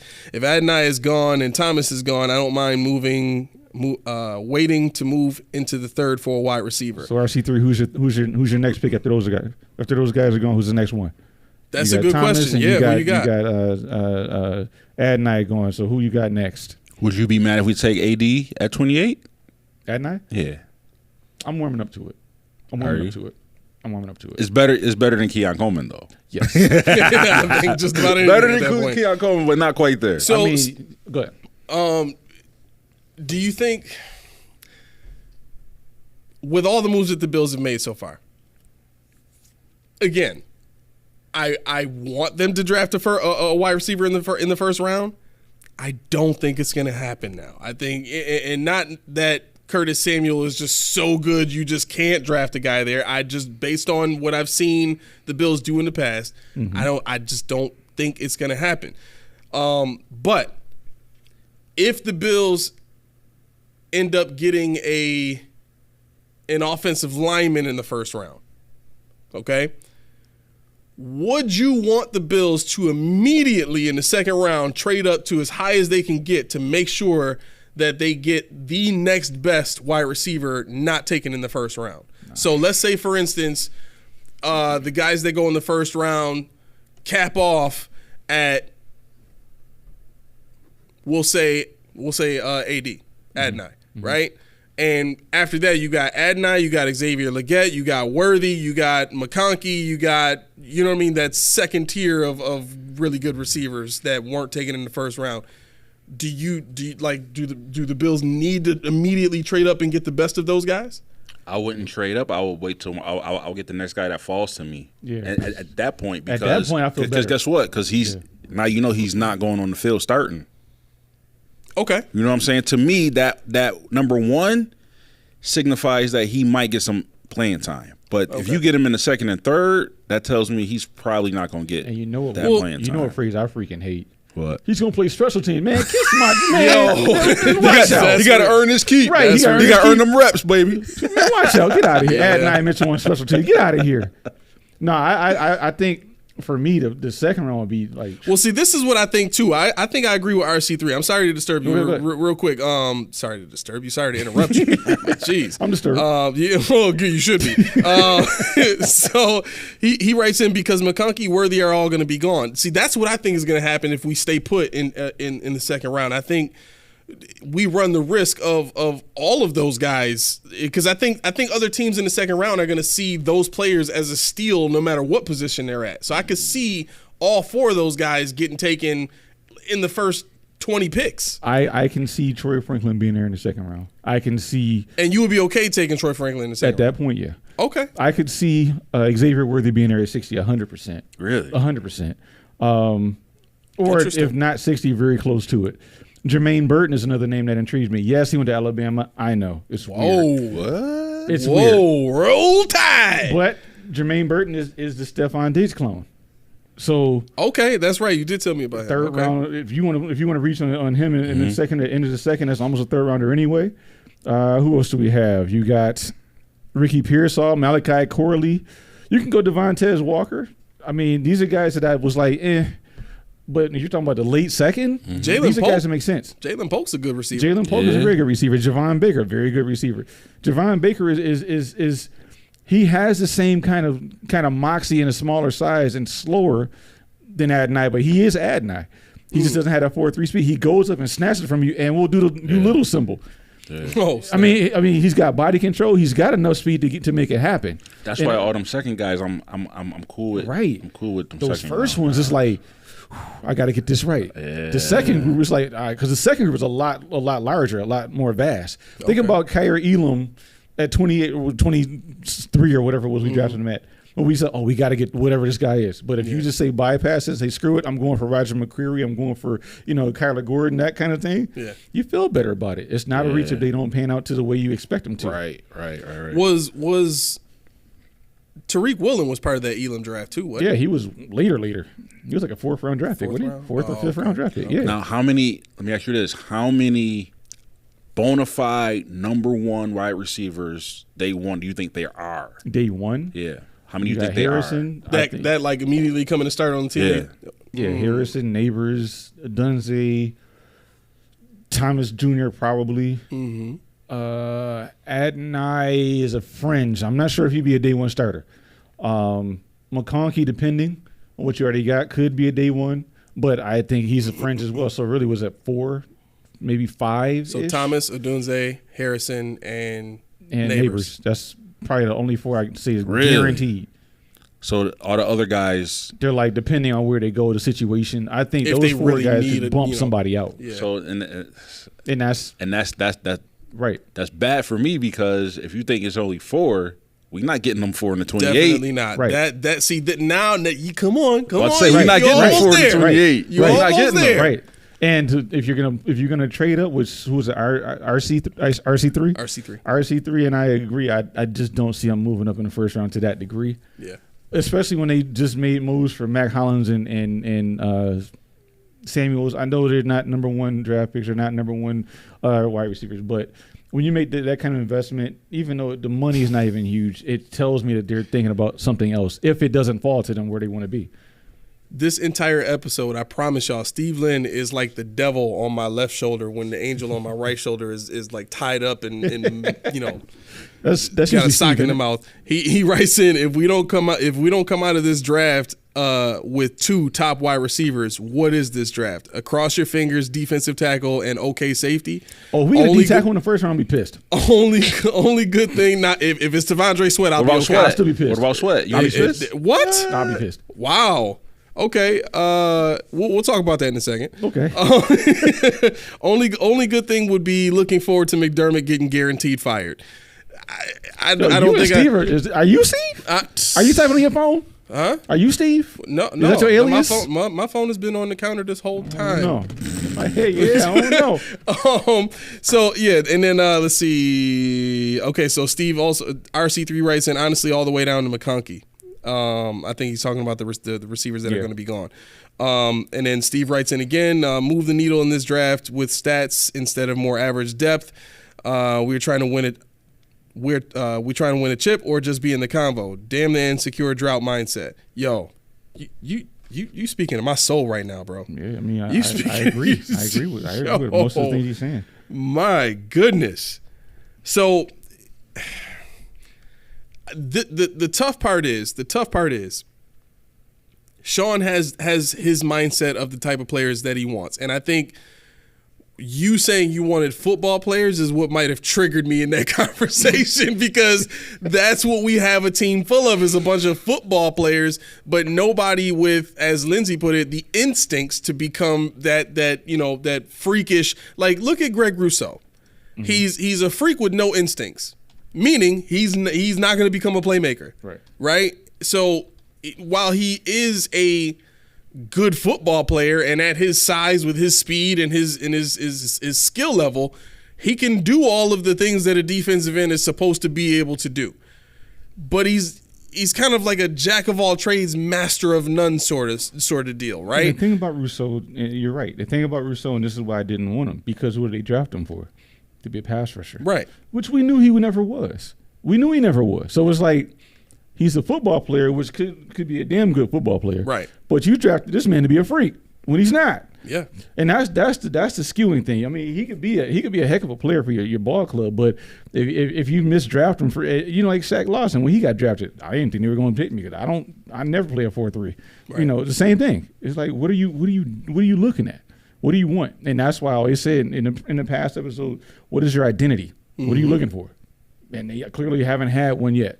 Well, the identity is the culture, and I think that's the thing I've kind of had an issue with the whole time. Not that the idea of the culture is bad, or I should say the ideal of the culture is bad. I don't excuse me. I don't think the ideal of the culture is bad. I think the approach to, how can I say this? It's the equivalent of what ended up ending Bill Belichick's tenure in New England. I think his unwillingness to change offensively with the times, or to change his approach culturally with the times, was part of the downfall there. When you get so bent on, my culture works, you see a little bit of success with it, and you fall into this cemented state in your belief of, see, we won 13 games. We made it to the AFC Championship. We made it to the playoffs every single year I've been here, except for one. But, 6 out of the 7 years I've been here, we've been in the playoffs. See, my culture works. Right. It's working, right? But what's the main determining factor that every coach should have of whether or not what they're doing works? It shouldn't be how many games you win. It should be how many Super Bowls you win. Yes, sir. Right? Yes, sir. And the one thing that people had to say about Belichick is, regardless of how it ended, the man dominated a 20-year span. He did. Nobody can ever take that away from him. Now, if you look at what Sean has done, he has none of the Super Bowls with all of the same stubbornness. And he's created a scenario where, while all of the players that come here to Buffalo are great guys and guys that you would want your daughter to be around, not mine, but he's created this team full of 5-year-olds superheroes. You know what I'm saying? And that's cool. But when it comes to Sundays and actually winning the big games and winning when it counts, and making those 5-year-olds really idolize these players because they are the dominant team, in Buffalo, and the dominant team of the NFL, he falls short of that. Like, culture will get you exactly what we've gotten. It'll get you that spark one year where nobody expects you to come up, and all of a sudden you make it to an AFC Championship game in a COVID year, basically in a bubble. Right? But after that, culture is going to get you what? Playoff games at the very most. Right? What gets you the big wins? The playmakers. Simple as that. Yeah. Few comments here. Lindsay writes in 100%, especially with Diggs drama resurfacing. No, Lindsay. No, Lindsay. Come, Lindsay. Keep going, Lindsay. Steve Lynn writes in the playoffs, the solids don't win. The solids, yeah. So basically, the football players don't win the game. The stars do, and we really just got one. When the other teams has 5 in multiple places and a better coach, right? And we love the Bills. That's the saddest part. Yeah. So let me ask you guys this. What would you change first as an owner? Would you change the culture, or would you change the staff? For me, it's the staff. I'll change the staff first, because to me, the culture comes from the next head coach, the next staff. They set the culture, not the owner. The people you hire set the culture. Okay. Oh, that's a deep one. Well, no, I'm saying, because how can you change the culture without changing the staff? Well, you can. So this is my thought on that, right? If you wanted to change the culture, you could change the hierarchy of the staff that currently exists. So if you wanted to say, okay, you know what, we're going to go to more of a traditional structure. Brandon Beane, you are now the president of football operations / GM / you will oversee the building and the construction of the team. Sean McDermott, you are the head coach. You work for Brandon Beane. You report to him, and you are the face of the franchise. You coach the team up and you make the players the best they could possibly be. That instantly and immediately changes the culture of the team. It should, but yeah, I would definitely change. I would change the hierarchy. So I think that. So you would change the staff? Well, no, you would change the culture. The culture, because I'm saying if you just move some people around, that changes the culture. Because it has proven that it has worked for most. Babbage has done wonders with safeties and linebackers, and Sean McDermott has done a good job in a lot of respects. But something's missing. Something that should be putting a finger on McDermott is not. So he has way more power than he should. Now, to the reason why I'm kind of in a weird area with the culture is because it feels like at this point in time it's already ingrained, it's already infiltrated the system. So if you don't get rid of Josh Allen, you can't get rid of the culture, right. Because he's the biggest Kool-Aid drinker, I guess you want to call it, and he ain't going nowhere. Yeah. And now it's his team. So, but I think if you get rid of Sean McDermott, you get rid of all that staff, you bring in a new staff. Like for example, let's say me and you coaches. Yeah. My team will look a lot different than Keyshawn's team. It could. You know what I'm saying? Like, I mean, I get it, and that's why it's a hard one for me because obviously the first thing you do is you're going to clean shop. But for the guys that we really need, for Ed Olivers and guys that excel, do I want to risk them regressing or not wanting to be here or not being able to jibe with the new guy? Because our highest paid people were great under the guy that's already there. Mm-hmm. Now, if I can get, like I always said before you even joined the show, when we used to talk about fire McDermott, I said we could win with him, but not like that. We could win with him, but he can't be an overseer. We could win with him, but it should be a court that he has an answer to. And that's the thing that I would change. I wouldn't change the people there as much as I would change the people that he answers to and the structure because he's too comfortable. He's way too comfortable, but I don't think he's done a job that warrants him getting fired. Yeah. Lindsay wrote in, sorry, Key, I don't want it either, but someone keeps stirring the pot and it's starting to boil. It's no, you know what it is? It's us. And when I say us, I'm not talking about the three people sitting here or the people watching at home. I'm talking about the people fans. that are on Twitter, the people that are I mean, Lindsay, look at what happened when Deion, like I said, I don't know if you saw, look what happened when Deion Dawkins put on Twitter or X before he got his contract. Man, my Facebook was loaded with Deion. No, don't do it, please, Deion. Don't say it so. I'm like, yo, relax. But the thing is, if you don't read that much into his crypticness, I don't give a damn what he says. He can say whatever he wants. Mm-hmm. I can put a freaking comma on Facebook and leave it at that. People are like, what does that mean? Nobody, it only matters if you make it matter. It only matters if you give it substance.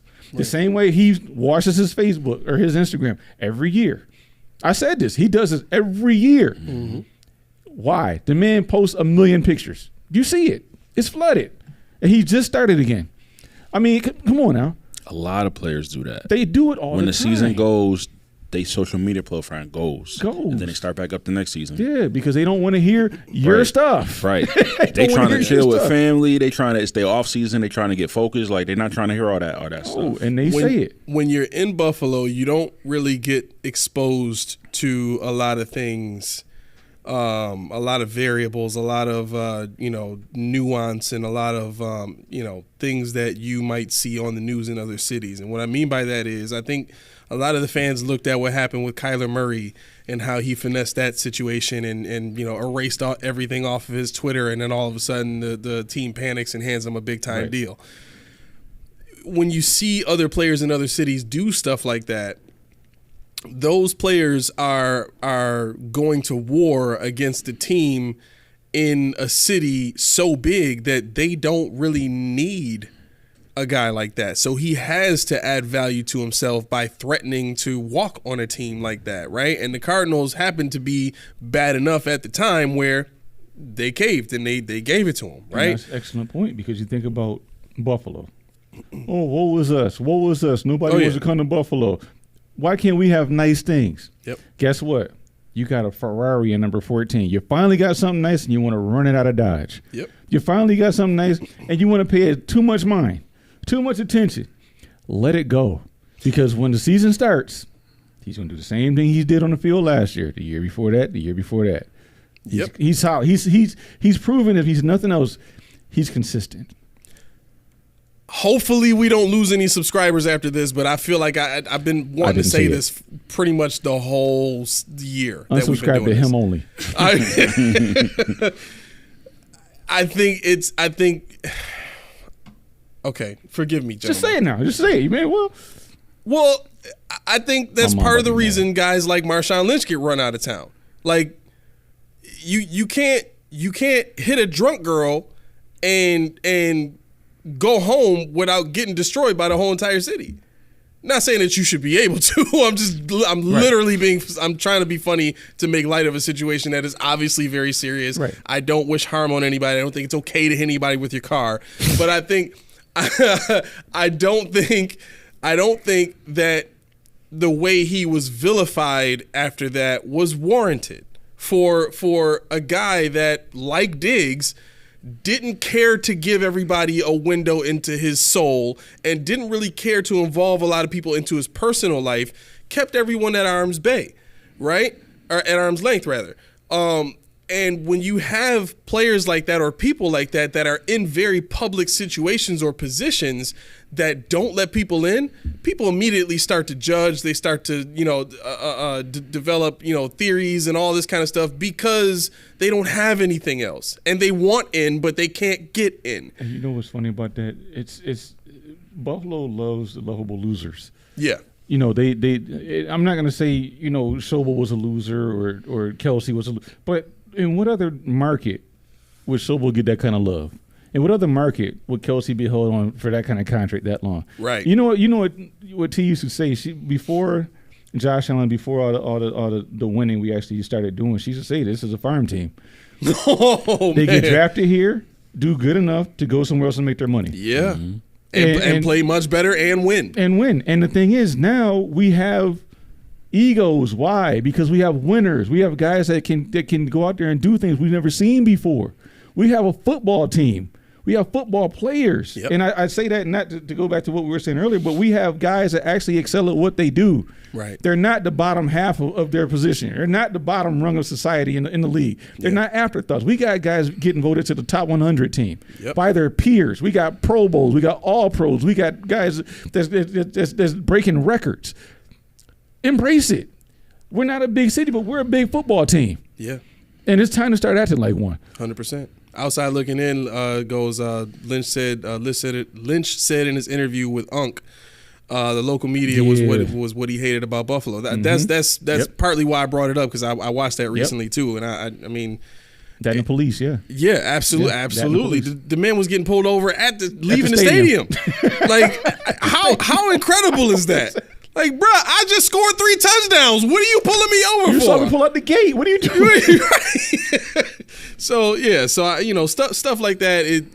That's what I look at when I see everybody freaking out about this. That's a good point too. Steve Lynn writes in, the fan base picks favorites. Imagine if Steph did a shirtless interview like Deion and said that ish about the Jets. Just imagine, but Deion gets a pass. Right. And Deion is a significantly worse player than Steph could ever be. Yeah. But he gets the love. Why? Because he's marketed the himself. snowman, and he does a couple of public events around the city and kisses a few babies here and there. Right. Yeah, it's exactly. Steph don't want to do that. Steph want to play football. Right. And the part this is why I don't like Deion, because this is what really kills me. Like, if you pay attention to who he really is, and you pay attention to the way that he talks when he's doing interviews. It's two different people. We talked about that, yeah. Right? Yeah, I've said that. So when anybody who knows this, put it in the comments if you've seen this before. If not, go watch his interviews when he's talking to somebody that's not in the public NFL eye. Go listen to his press conferences, and then go listen to that interview where he didn't have his shirt on. There you go. That's it. Who did you do the interview with? I think it was Vlad or something. Vlad? Yeah. He was on Vlad TV with that. Watch that Vlad interview and then go watch his press conferences, and you'll see the difference in the way the man talks. He's two different people. I don't trust people like that. He wasn't talking about making macaroni and cheese on DJ Vlad. Remember that? Right. You got to stir it. You got to add ingredients. What are you talking about, dude? Right. So, to your point, Steve, I think that's exactly what happens. And like you said, Deion does a masterful job of marketing himself to the city. But I think part of that is he learned early on how to do it through the media team that works for the Bills.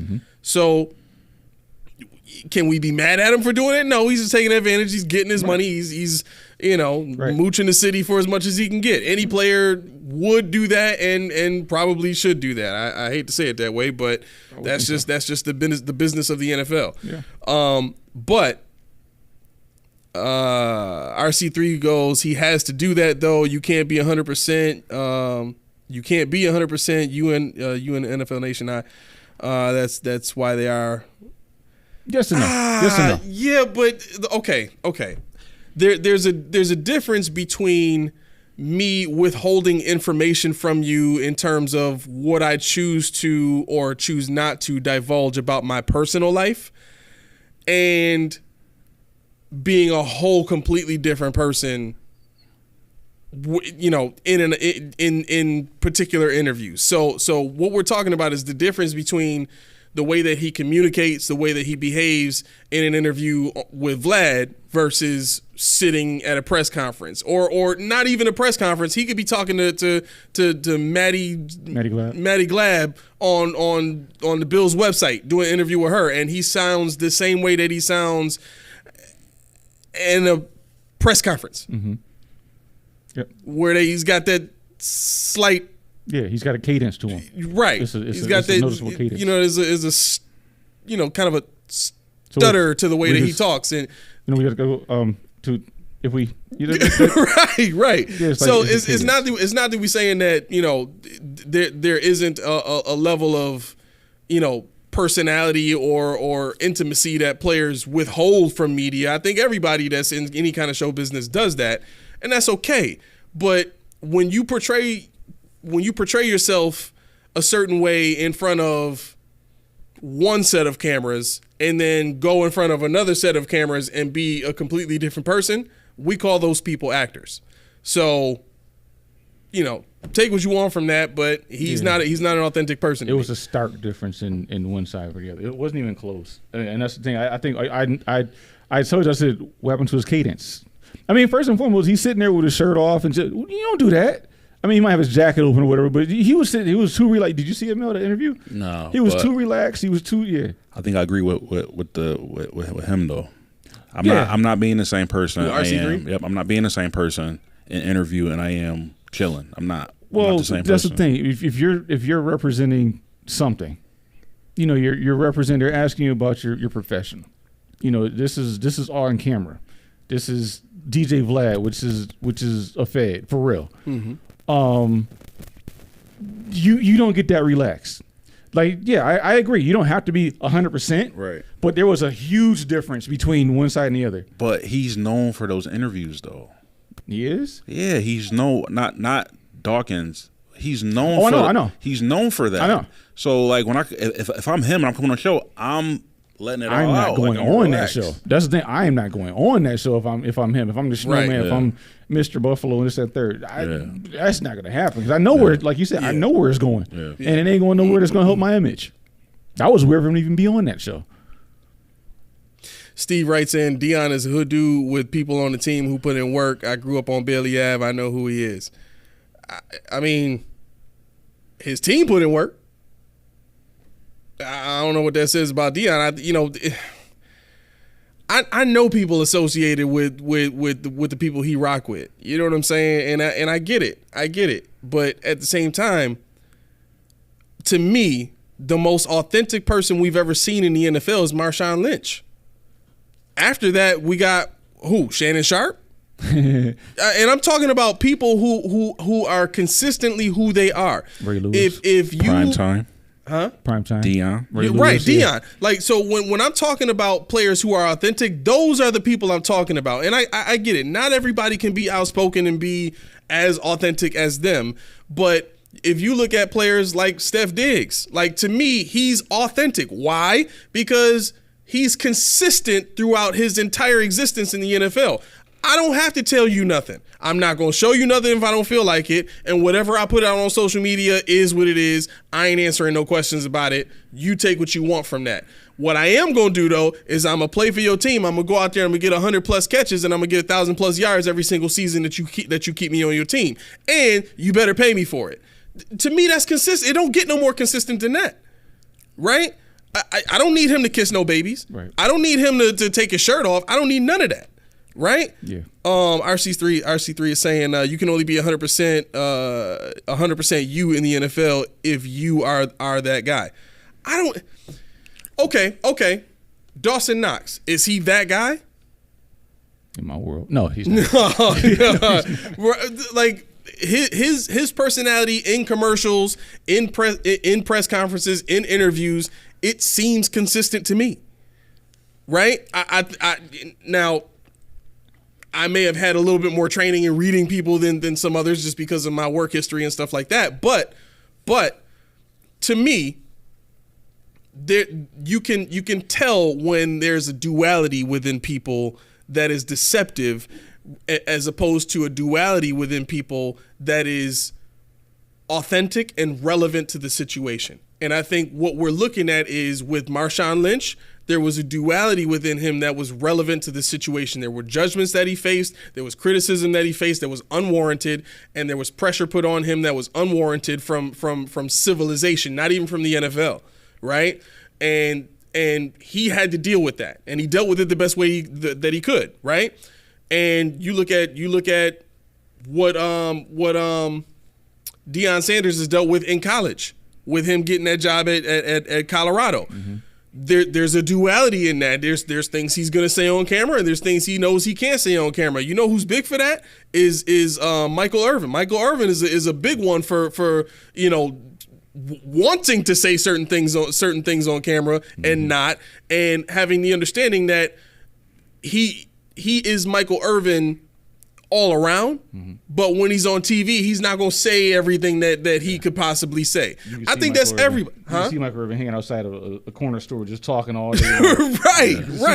Right. So that's what I mean. You can see certain dualities within people that's authentic, and understand that there's certain things that they withhold just because of the situation. And then there's those people that are just kind of sketchy, and you can tell they're a little two-faced, and they act a certain way in some people's face and not in the others. Listen, RC3, if you like Deion, that's your prerogative, man. I say ain't nothing wrong with him per se. It's just, the one thing we got to talk about though too. Everybody we named were all older guys. True. Right. So he's a younger guy, and back then there was no social media. Right, that's a big difference now, a huge difference that people don't take in consideration to. No. So we can take Travis Kelce. Travis Kelce is what, 2 years older than Deion Dawkins right now, if I'm not mistaken. Yeah, something like that. So a guy like that, he's been consistent his whole. You know what I'm saying? Like when I watch him do interviews, I don't sit there and say he's a different person with Taylor. Like that doesn't occur to me. He's got the same swag, yeah. Same Travis. You know what I'm saying? Patrick Mahomes, younger than Deion Dawkins. He seems like he might be a little different off camera. He is. He definitely is. He is different off camera. Russell Wilson definitely is. So we agree. There's a specific duality within people that exists where one is, you can tell that they're authentically them all the way around. They're just maybe withholding, and certain people that may just be two-faced and you don't trust that. Mm-hmm. That's all I'm saying. I think for me it really comes down to that with Deion. That is so RC3 was saying you treat it like a job because you're representing your team. That's kind of where I'm with it. Yeah, that's kind of where, and that's the thing. I get that he does that. I get that. But see, that's the thing. When the cameras aren't off when you're on DJ Vlad, it's still a representation of your team. It's a representation of who you are and what you're about. But it's not an NFL. I know, but you still gotta either be Stephon Diggs, I don't really care, or you gotta be company man. Right. And that's right. The thing. If you're gonna be company man, just be company man across the board. I don't care if he don't care. I honestly I don't care. Right. But it's I think that's the difference. Like he's not doing an NFL based interview. Right. So for me, I'm just like, if you going what the song say, you gonna go all the way, no half stepping. Okay. It's 9:04, fellas. I was going to say, producer going to sock all of us out if we don't get out of here. Right, he got school in He the already morning. pissed off. So let's get it. Let's wrap this thing up. All But right, you know well, what? It was a long show because we didn't get to do it on Friday. Yes. So we want to give y'all a little something extra. Steve, RC3, Lindsay, as always, everybody that commented, everybody that put the like button, even if you haven't yet, I know you're going to. And if you haven't yet, please subscribe so we can have more of these conversations with you, the lovely people. I know my comrades over here would appreciate the comments to keep coming through even after the show. We're going to try to do things like get clips out there of cliff notes of the show so you don't have to see everything if you don't want to see everything. But we hope that you rock with us like you've been doing. And that just saved me about a good 70 seconds of communication right there that I don't have to go with. So will, for those of you... Push the button. Hit the music. Don't do this. For those of you who are new to the show, RC3, this is what we do every time we get around this time of the show. I have 90 seconds to get as much information as I can out about, this show, upcoming stuff. So whether or not I make it in 90 seconds has been the topic of conversation, even bets for the last couple of months or so. So let's see if I can get this done today. Well, before you do that, Chris was in here today, right? Chris was in here today. OLI wasn't here? OLI was here. Oh man, we got some family members today showing outside out. looking at this, it's my time to shine.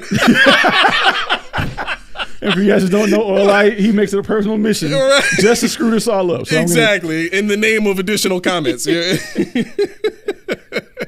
right, here we go. Ready? Is it playing? I don't hear it playing. No, it must not have come on. It's not playing. There it is. Okay, so if you're hearing that music, that means I got 90 seconds to get out of here. T cracking up. All right, so we are finally caught up on Spotify. We are now connected to Apple Podcasts, Google Podcasts, which I think is going to be switching to something else very soon in terms of their interface system that they're using. No, Christina, I'm not going over. With that being said, listen, go catch us on Spotify or go catch us on whatever podcast network you like to use. You can find us there anytime you like. We are finally caught up every episode. Even this one will be up tomorrow because I think it takes us 24 hours to be able to get this. With that being said, Basketball Truth and Knowledge, my oldest son's podcast. He covers basketball like you wouldn't believe. He's up, breathing, sleeping, and eating this stuff all the time. So if you like basketball, go check that out. Other than that, we got new content. I'm going over today. I just feel Keep going. So anyway, as Keyshawn said, we got new content coming out. So definitely look for that. It's going to be a lot more shorts. Don't forget to tune in for our live NFL draft that we're going to do. We're going to behave as the staff of the Buffalo Bills. That should be a really fun show. That's coming up in a couple of weeks? Yep. Okay, so look out for that. No music? It must be really low. It must be really low. See, Lindsay won. That might be too loud. All right. We still had it counted, so it's all right. Yeah, outside looking in, you won today, bro. All right, so let me start this over again. Well, you didn't start it over because you never started it the first time, so let's go. Oh, hey, it didn't count. It didn't count. I'll be fair and objective. Lindsay said I can't sing a cappella. I did not fail, T. I did not fail. Anyway, you know what? Screw this. Turn this volume all the way up now. Y'all going deaf today. Watch this. Now, how you like them apples? Can you even hear me right now? I'm going to war with everybody. All right, so yeah, man. Thank you very much for everybody commenting and coming in. Please make sure you like and subscribe and hit the bell so you can get notifications whenever we come out with new content. And keep coming back. If you know anybody else that likes the channel, we're consistently trying to grow. Please invite them to join us. And I think that's all I got for today. Anything else, gentlemen? That's it. Okay. We did miss this past Friday. Again, I apologize for that. We will be here this Friday, 6:05. Between 6:05 and 6:15 is usually when we start.